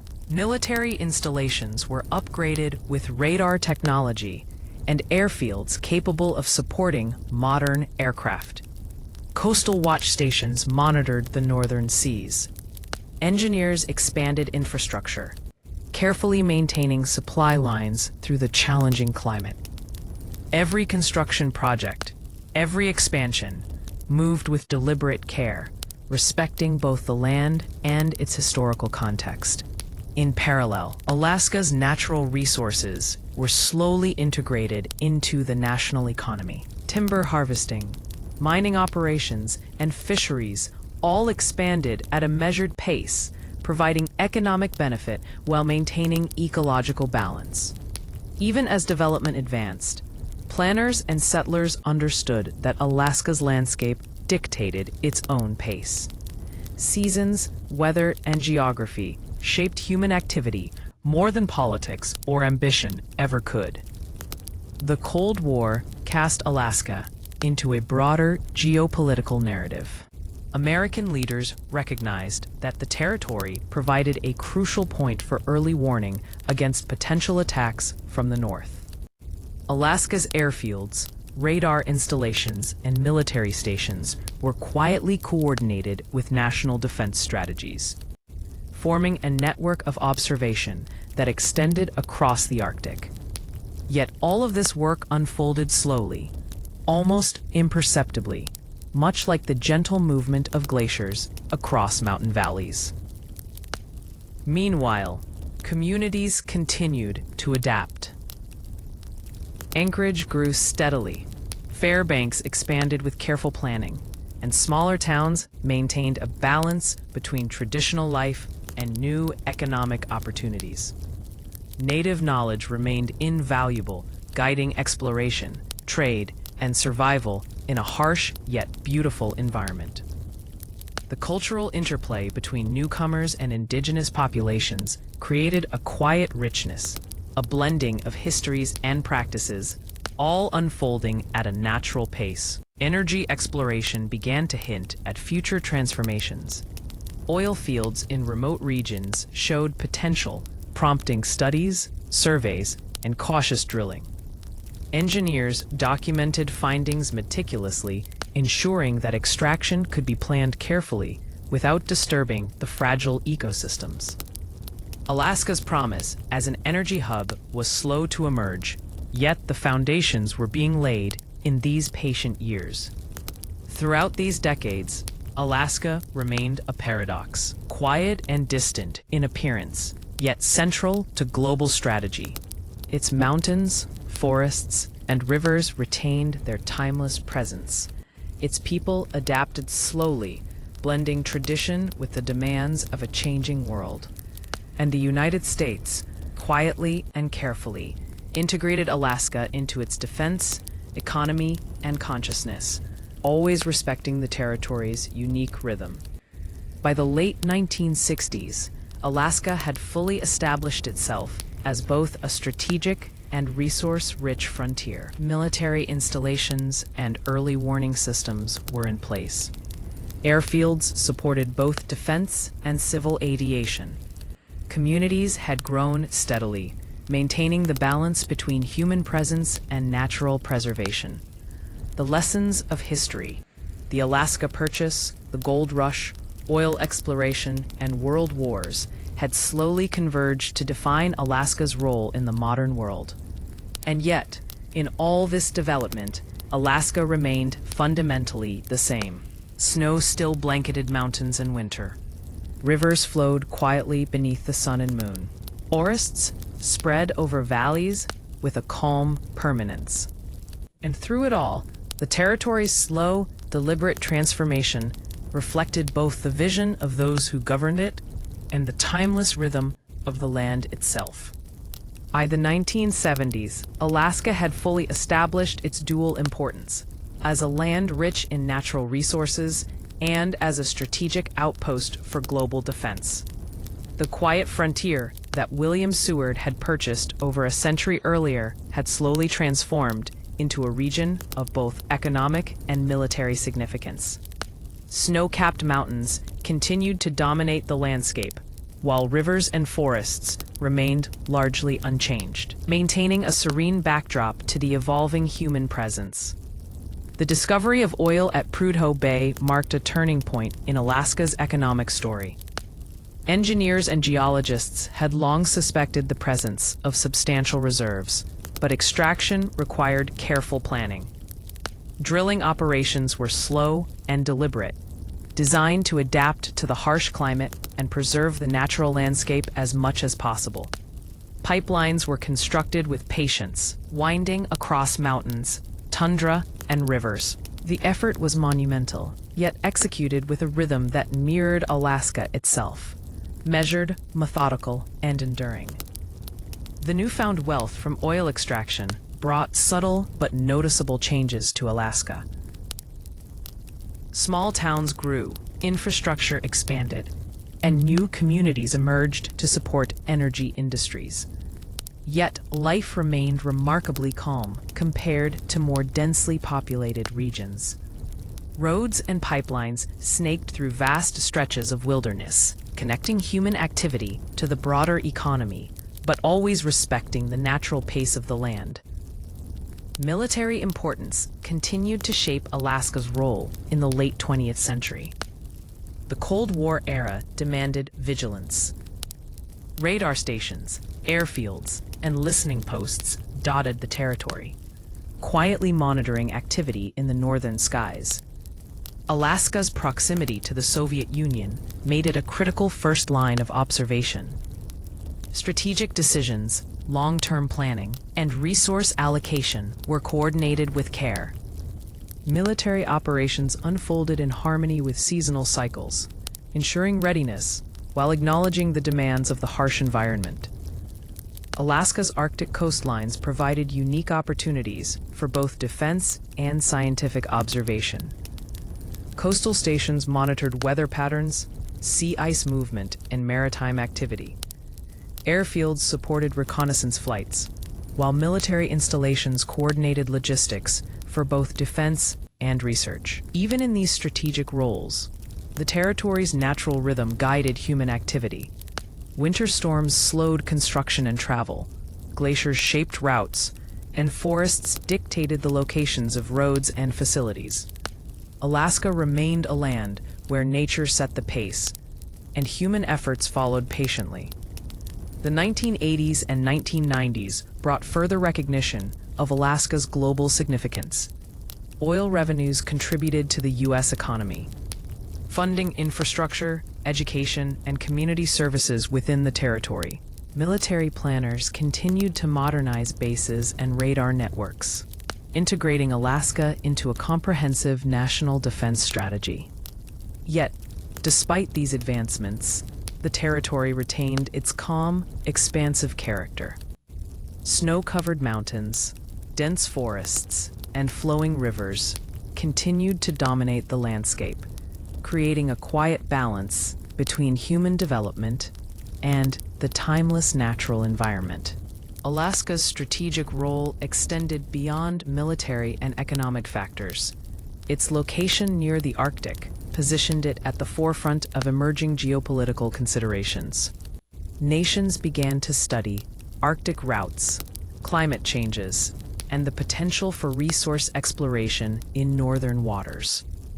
Alaska, once perceived as a distant, frozen frontier, now became central to discussions of global influence, maritime navigation, and Arctic policy. Human activity remained deliberate and measured, respecting the slow unfolding of both environmental and geopolitical factors. Cultural and historical continuity also persisted. Native communities maintained traditional practices, providing guidance on survival, navigation, and sustainable use of resources. Towns and cities grew slowly, blending modern amenities with respect for historical roots. Russian-era churches, old trading posts, and remnants of gold rush settlements remained as quiet reminders of past epochs, standing alongside oil pipelines, radar stations, and highways as layers of Alaska's enduring story. Throughout the 20th century, Alaska became a symbol of foresight in diplomacy and strategic planning. Decisions made over a century earlier, beginning with the Alaska Purchase, gradually revealed their significance. The combination of natural wealth, geographic location, and careful integration into the United States political and military framework exemplified the slow, deliberate shaping of a land that had once been dismissed as Seward's folly. In the quiet nights across Alaska, the northern lights continued to dance above snow-covered peaks. Rivers flowed beneath ice, forests whispered in the wind, and glaciers moved steadily, imperceptibly carving valleys and shaping the land. Human activity, from oil drilling to radar observation, unfolded gently in rhythm with these natural processes. Alaska's story remained one of patience, endurance, and strategic vision. By the turn of the 21st century, Alaska had fully embraced its modern identity. It remained a territory of immense natural beauty, abundant resources, and strategic importance. Highways connected towns, ports supported shipping, and airfields enabled rapid mobility. Military facilities continued to play a critical role in national defense, while scientific research expanded understanding of the Arctic environment. Yet despite modernization, Alaska retained the serene, measured pace that had defined its history for centuries. Alaska's journey from a distant Russian outpost to a purchased American territory, through gold rushes, oil discovery, world wars, and Cold War vigilance, demonstrates the quiet power of long-term vision. Decisions made in calm diplomatic rooms, careful planning in harsh environments, and patient integration with nature and people created a territory that was both resilient and vital. Even today, Alaska remains a reminder that the value of land, strategy, and resources often unfolds slowly over time. The frozen mountains, flowing rivers, and expansive forests continue to guide human activity with a gentle, steady hand. Alaska's history, like its landscape, is marked by quiet endurance, measured progress, and the slow unveiling of potential. And so, from gold to oil, from world wars to Cold War vigilance, Alaska has grown into a territory of profound importance. Its calm, silent presence reminds the world that sometimes the most significant transformations occur not through sudden action, but through patient observation, careful planning, and enduring respect for the natural rhythm of the land. The year 1959 marked a quiet but monumental change in Alaska's long story. After decades as a territory of the United States, Alaska officially became the 49th state. This transition from distant territory to full statehood was calm, deliberate, and significant, reflecting decades of careful planning, negotiation, and adaptation. For the residents of Alaska, it was both a recognition of their place within the nation and a promise of greater self-determination, governance, and opportunity. In the early months following statehood, governmental offices were established in Anchorage and Juneau. New laws and regulations were introduced, yet the implementation unfolded slowly, respecting the challenges of the vast geography. Snow-covered mountains, deep river valleys, and sprawling forests remained unchanged by the paperwork and ceremonies of human administration. Life in Alaska retained its deliberate rhythm, with natural cycles dictating the pace of daily activities far more than calendars or political schedules. Local communities adapted steadily. Settlers, miners, traders, and indigenous populations each navigated the new system of governance with patience. Indigenous leaders participated in emerging state councils, ensuring that traditional knowledge and practices were respected in the decisions that shaped the young state. Rural villages, remote settlements, and small towns slowly integrated into the broader framework, learning to balance traditional ways with the opportunities and responsibilities that statehood brought. Economic planning began to take shape alongside political development. Alaska's natural wealth, timber, fisheries, minerals, was gradually integrated into the state economy. Mines operated with caution, timber harvesting followed seasonal cycles, and fisheries continued to be central to both commerce and daily life. Despite increasing economic activity, Alaska retained its calm pace, allowing the land and its people to adjust slowly to the new systems and demands. In urban centers like Anchorage and Fairbanks, development moved steadily. Roads were built carefully through forests and over rivers. Bridges connected communities separated by wide, frozen waterways. Small industries emerged, providing employment and services to the growing population. Each step of development reflected an awareness of the land's rhythm, ensuring that growth was measured, sustainable, and aligned with Alaska's unique environment. Education and cultural institutions began to take root during this period. Schools were established, libraries opened, and local communities organized cultural events, to celebrate both Alaskan heritage and the new opportunities of statehood. Indigenous culture remained a vital presence, with elders passing down knowledge of the land, hunting practices, seasonal cycles, and historical stories. This coexistence of tradition and modern governance shaped Alaska's evolving identity in a calm, deliberate manner. The arrival of statehood also influenced national attention. Alaska, once viewed as a remote, frozen frontier, became part of the national narrative. Politicians, journalists, and scholars visited to understand its potential, from natural resources to strategic location. Reports highlighted the territory's unique challenges: harsh winters, remote settlements, and transportation difficulties. Yet these discussions emphasize the steady progress made since statehood, reflecting Alaska's patient, enduring transformation. Infrastructure development progressed gradually, always respecting the harsh environment. Highways connected distant towns, providing essential links for commerce, education, and communication.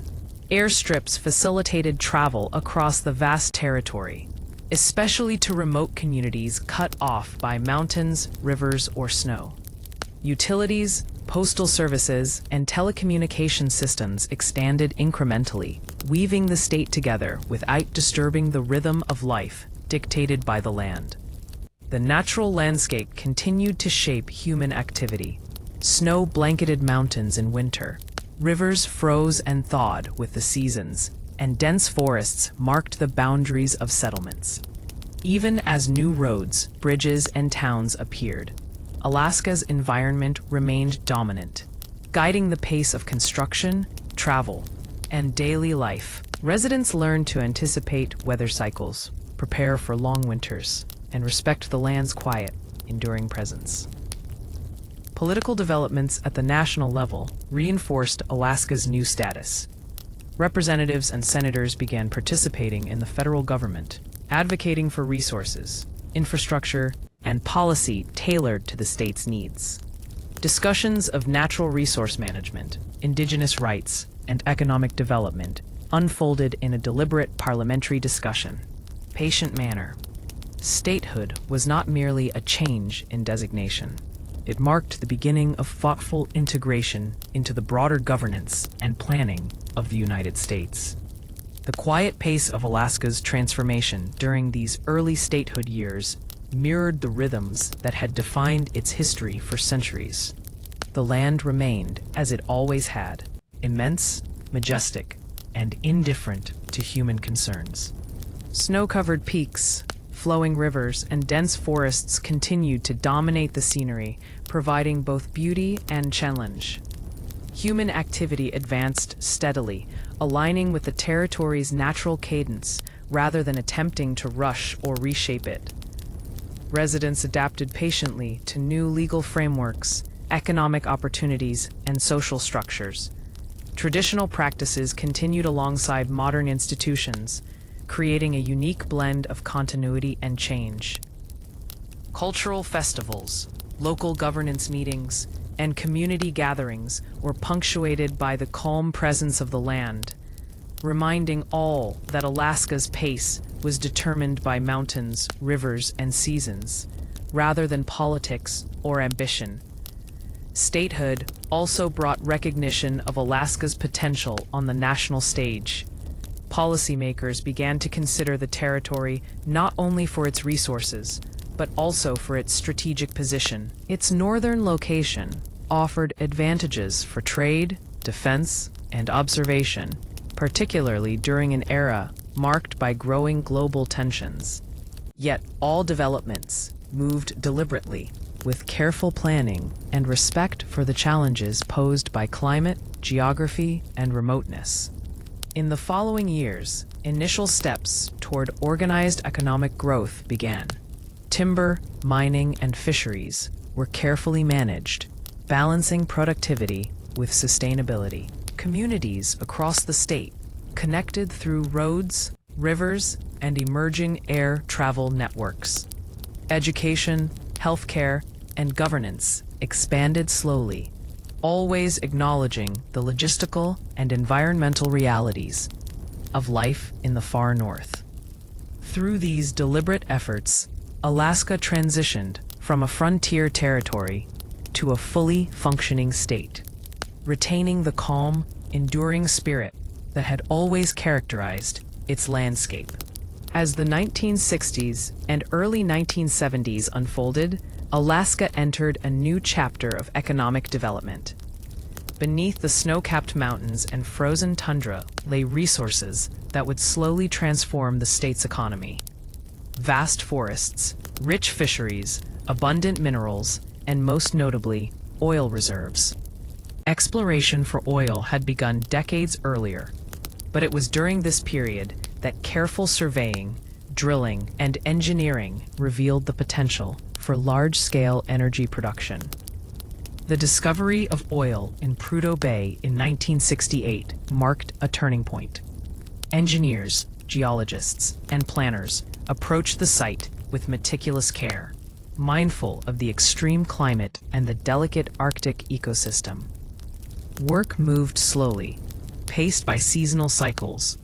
Drilling and construction were concentrated in summer months when conditions allowed, while winter storms forced temporary pauses. Pipelines, roads, and support facilities were built methodically, weaving human activity into the land without overwhelming it.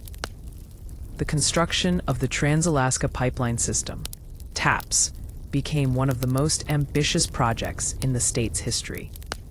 Stretching across nearly 800 miles from the oil fields in the north to the southern port of Valdez, the pipeline had to navigate mountains, rivers, permafrost, and seismic zones. Engineers carefully designed each section to withstand harsh temperatures, shifting ground, and environmental challenges.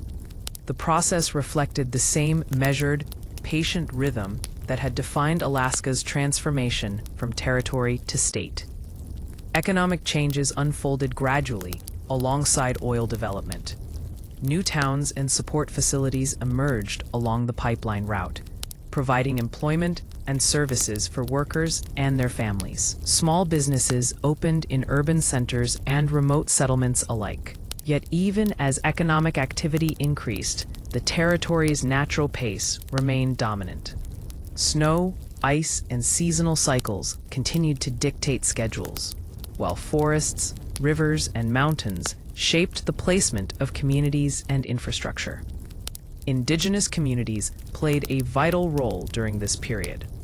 Alaska natives, including the Inupiat, Yupik, Athabascans, and Tlingit, contributed knowledge of the land, seasonal cycles, and sustainable practices. They also began to assert political and legal rights more prominently, advocating for land claims, cultural preservation, and participation in the management of natural resources. Legislation such as the Alaska Native Claims Settlement Act, 1971, formalized many of these rights, granting both recognition and compensation, while ensuring a voice in the stewardship of traditional territories. Cultural integration and economic development unfolded simultaneously. Native communities balanced traditional practices with new opportunities arising from the oil economy. Subsistence hunting, fishing, and crafting continued alongside participation in wage labor, trade, and governance. Settlements evolved in quiet harmony with the environment, and cultural knowledge remained central to both survival and prosperity. The dialogue between tradition and modernity became a defining feature of Alaska's evolving identity. Pipeline construction and resource management required long-term coordination with environmental considerations. Engineers and planners developed strategies to protect rivers, wetlands, and wildlife habitats. Seasonal migration of caribou, salmon spawning cycles, and winter behaviors of Arctic fauna were all accounted for in project timelines and methods. Work advanced patiently, respecting the natural rhythm of the territory and ensuring that progress did not come at the expense of the land's enduring character. Urban centers like Anchorage, Fairbanks, and Juneau experienced steady growth during this period. Housing, utilities, and transportation networks expanded incrementally to accommodate workers and their families. Schools, hospitals, and civic institutions developed alongside economic infrastructure, creating communities that could sustain both modern life and traditional cultural practices. Alaska's urbanization remained moderate, always in alignment with environmental realities and logistical challenges. Energy production gradually integrated into the broader national economy. Oil revenues funded infrastructure, education, and public services, supporting the steady transformation of the state. Pipelines, ports, and distribution networks allowed energy to reach markets beyond Alaska, connecting the northern frontier to the broader United States. Yet, even as the state contributed to national energy needs, life in Alaska retained its slow, deliberate pace, dictated by climate, geography, and natural cycles. Indigenous participation in governance and economic planning increased throughout the 1970s and 1980s. Native corporations formed under the Alaska Native Claims Settlement Act, managing land, resources, and business enterprises. Cultural preservation programs ensured that language, art, and traditional practices continued to thrive alongside modern development. Alaska Natives became integral to the state's identity, bridging the past and future while maintaining the quiet rhythm that had defined life in the North for centuries. Throughout this era, the state's natural beauty remained ever-present.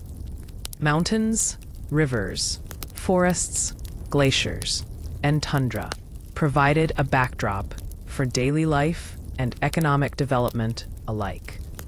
Residents and visitors alike observed wildlife.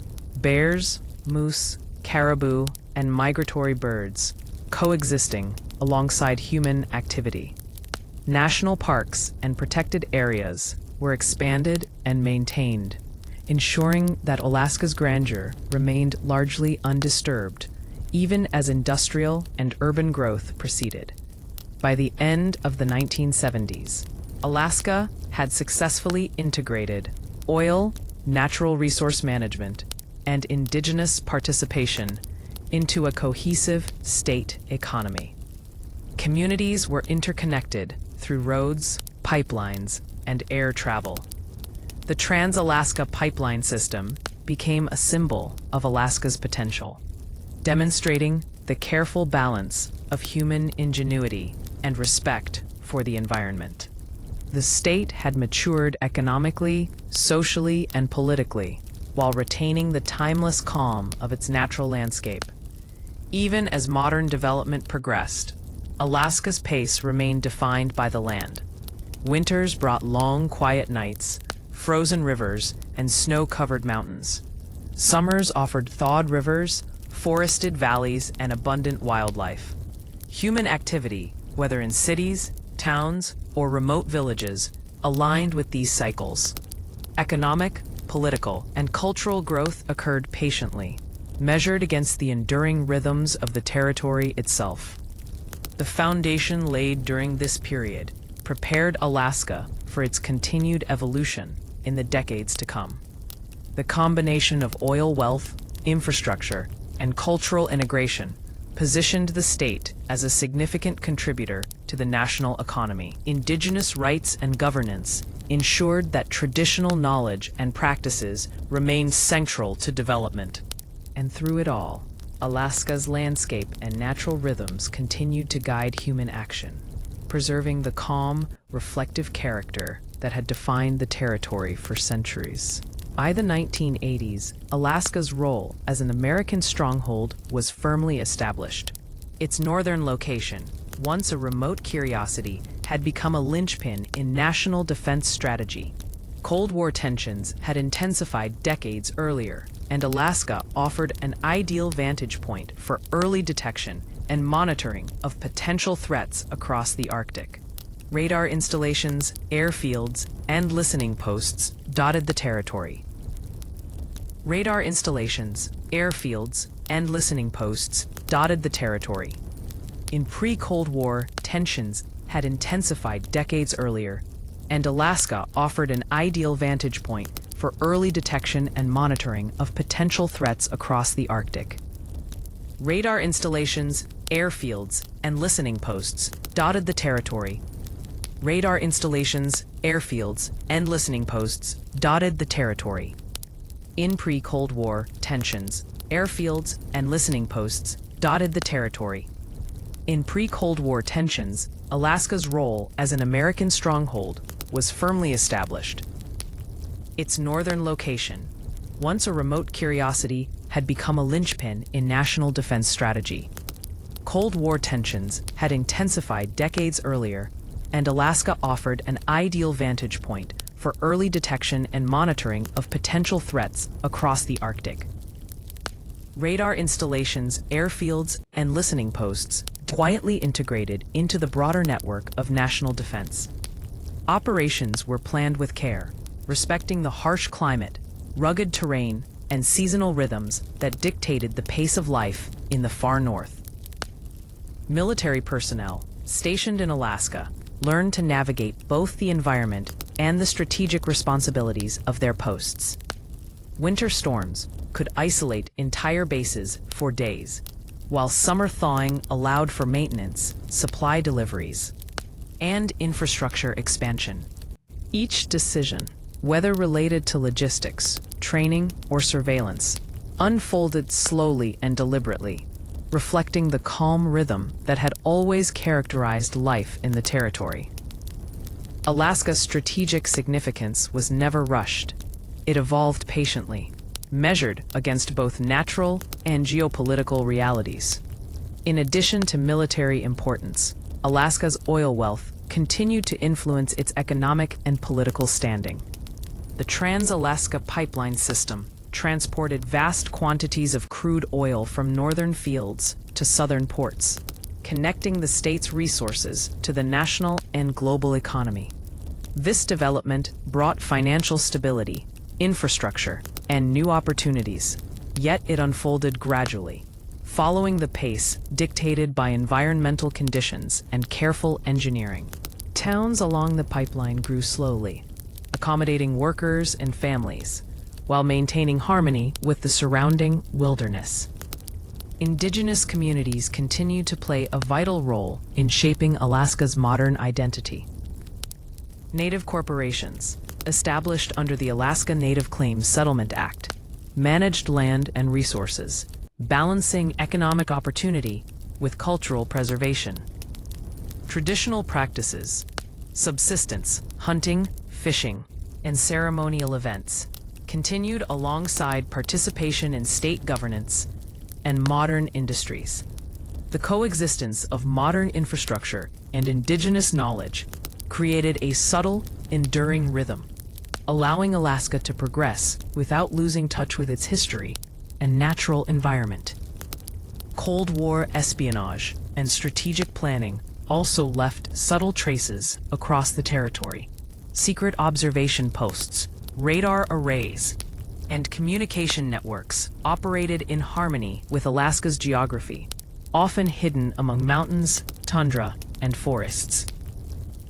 The territory's remoteness provided both security and a controlled environment for testing and monitoring. While much of this activity remained unseen by the public, its influence on national and international affairs was profound, quietly safeguarding the United States from potential northern threats. Despite decades of development, Alaska's natural beauty remained a constant presence. Snow-capped mountains shimmered in the soft light of Arctic summers and long winter twilights. Glaciers advanced imperceptibly through valleys. Rivers reflected the calm skies, and dense forests stretched across the horizon. Wildlife, from caribou and moose to migratory birds and bears, continued to thrive alongside human settlements.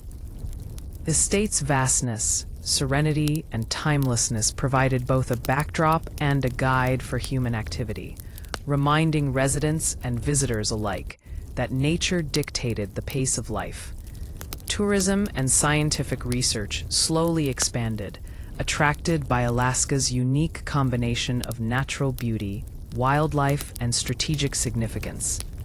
National parks, wildlife reserves, and coastal preserves were maintained carefully, balancing human access with preservation. Researchers studying geology, ecology, and climatology worked with deliberate precision, often traveling through remote areas that remained largely untouched by modern development. Through these calm, methodical explorations, Alaska's environmental and cultural heritage was both preserved and shared. By the late 20th century, Alaska had achieved a delicate balance between modernity and tradition. Its strategic, economic, and cultural significance had been fully integrated into the national framework, while its natural rhythms continued to guide human activity. Urban centers, transportation networks, energy infrastructure, and indigenous governance coexisted in harmony, reflecting the patient adaptation that had defined Alaska's story for over a century. The cinematic calm of Alaska's landscapes became a defining characteristic in public perception. Snow-laden mountains, flowing rivers, and expansive forests were often captured in photography, film, and literature, highlighting the state's enduring beauty and strategic importance. These visual narratives reinforced the sense of Alaska as a place where human endeavor and natural majesty coexisted, advancing patiently without overwhelming one another. As the 21st century approached, Alaska's significance continued to evolve. Its oil resources, once the centerpiece of economic attention, became part of a broader network, including renewable energy research, tourism, and international Arctic studies. Military infrastructure remained critical, yet integrated with scientific observation, environmental monitoring, and community development. Alaska's story demonstrated the quiet power of long-term planning, adaptation, and respect for natural and cultural rhythms. In its final form, modern Alaska embodied both resilience and tranquility. It had transformed from a distant, frozen frontier to a stronghold of strategic, economic, and cultural importance. Yet the calm rhythm of the land endured. Snow continued to blanket mountains in winter, rivers flowed steadily through valleys, and forests remained timeless. Human activity, whether in cities, remote villages, oil fields, or military bases, advanced thoughtfully, respecting the land's enduring presence. The state's modern identity reflected a convergence of history, geography, culture, and strategy. From its early days as a Russian outpost to its purchase by the United States, through gold rushes, oil booms, and Cold War vigilance, Alaska had been shaped by patient observation, deliberate planning, and respect for both nature and tradition. Its people, both indigenous and settlers, contributed to a narrative of slow, enduring growth, marked by quiet strength and resilience. As night falls across Alaska, the northern lights shimmer over snow-covered peaks, rivers reflect the soft glow of the sky, and forests whisper in the wind. The state's natural rhythm continues, guiding human activity with gentle insistence. Alaska stands as a testament to the power of patience, foresight, and harmony between human ambition and the timeless presence of the land itself. In this serene northern frontier, history, culture, strategy, and nature converge into a calm, cinematic tableau, marking the final chapter of Alaska's journey from frozen frontier to American stronghold.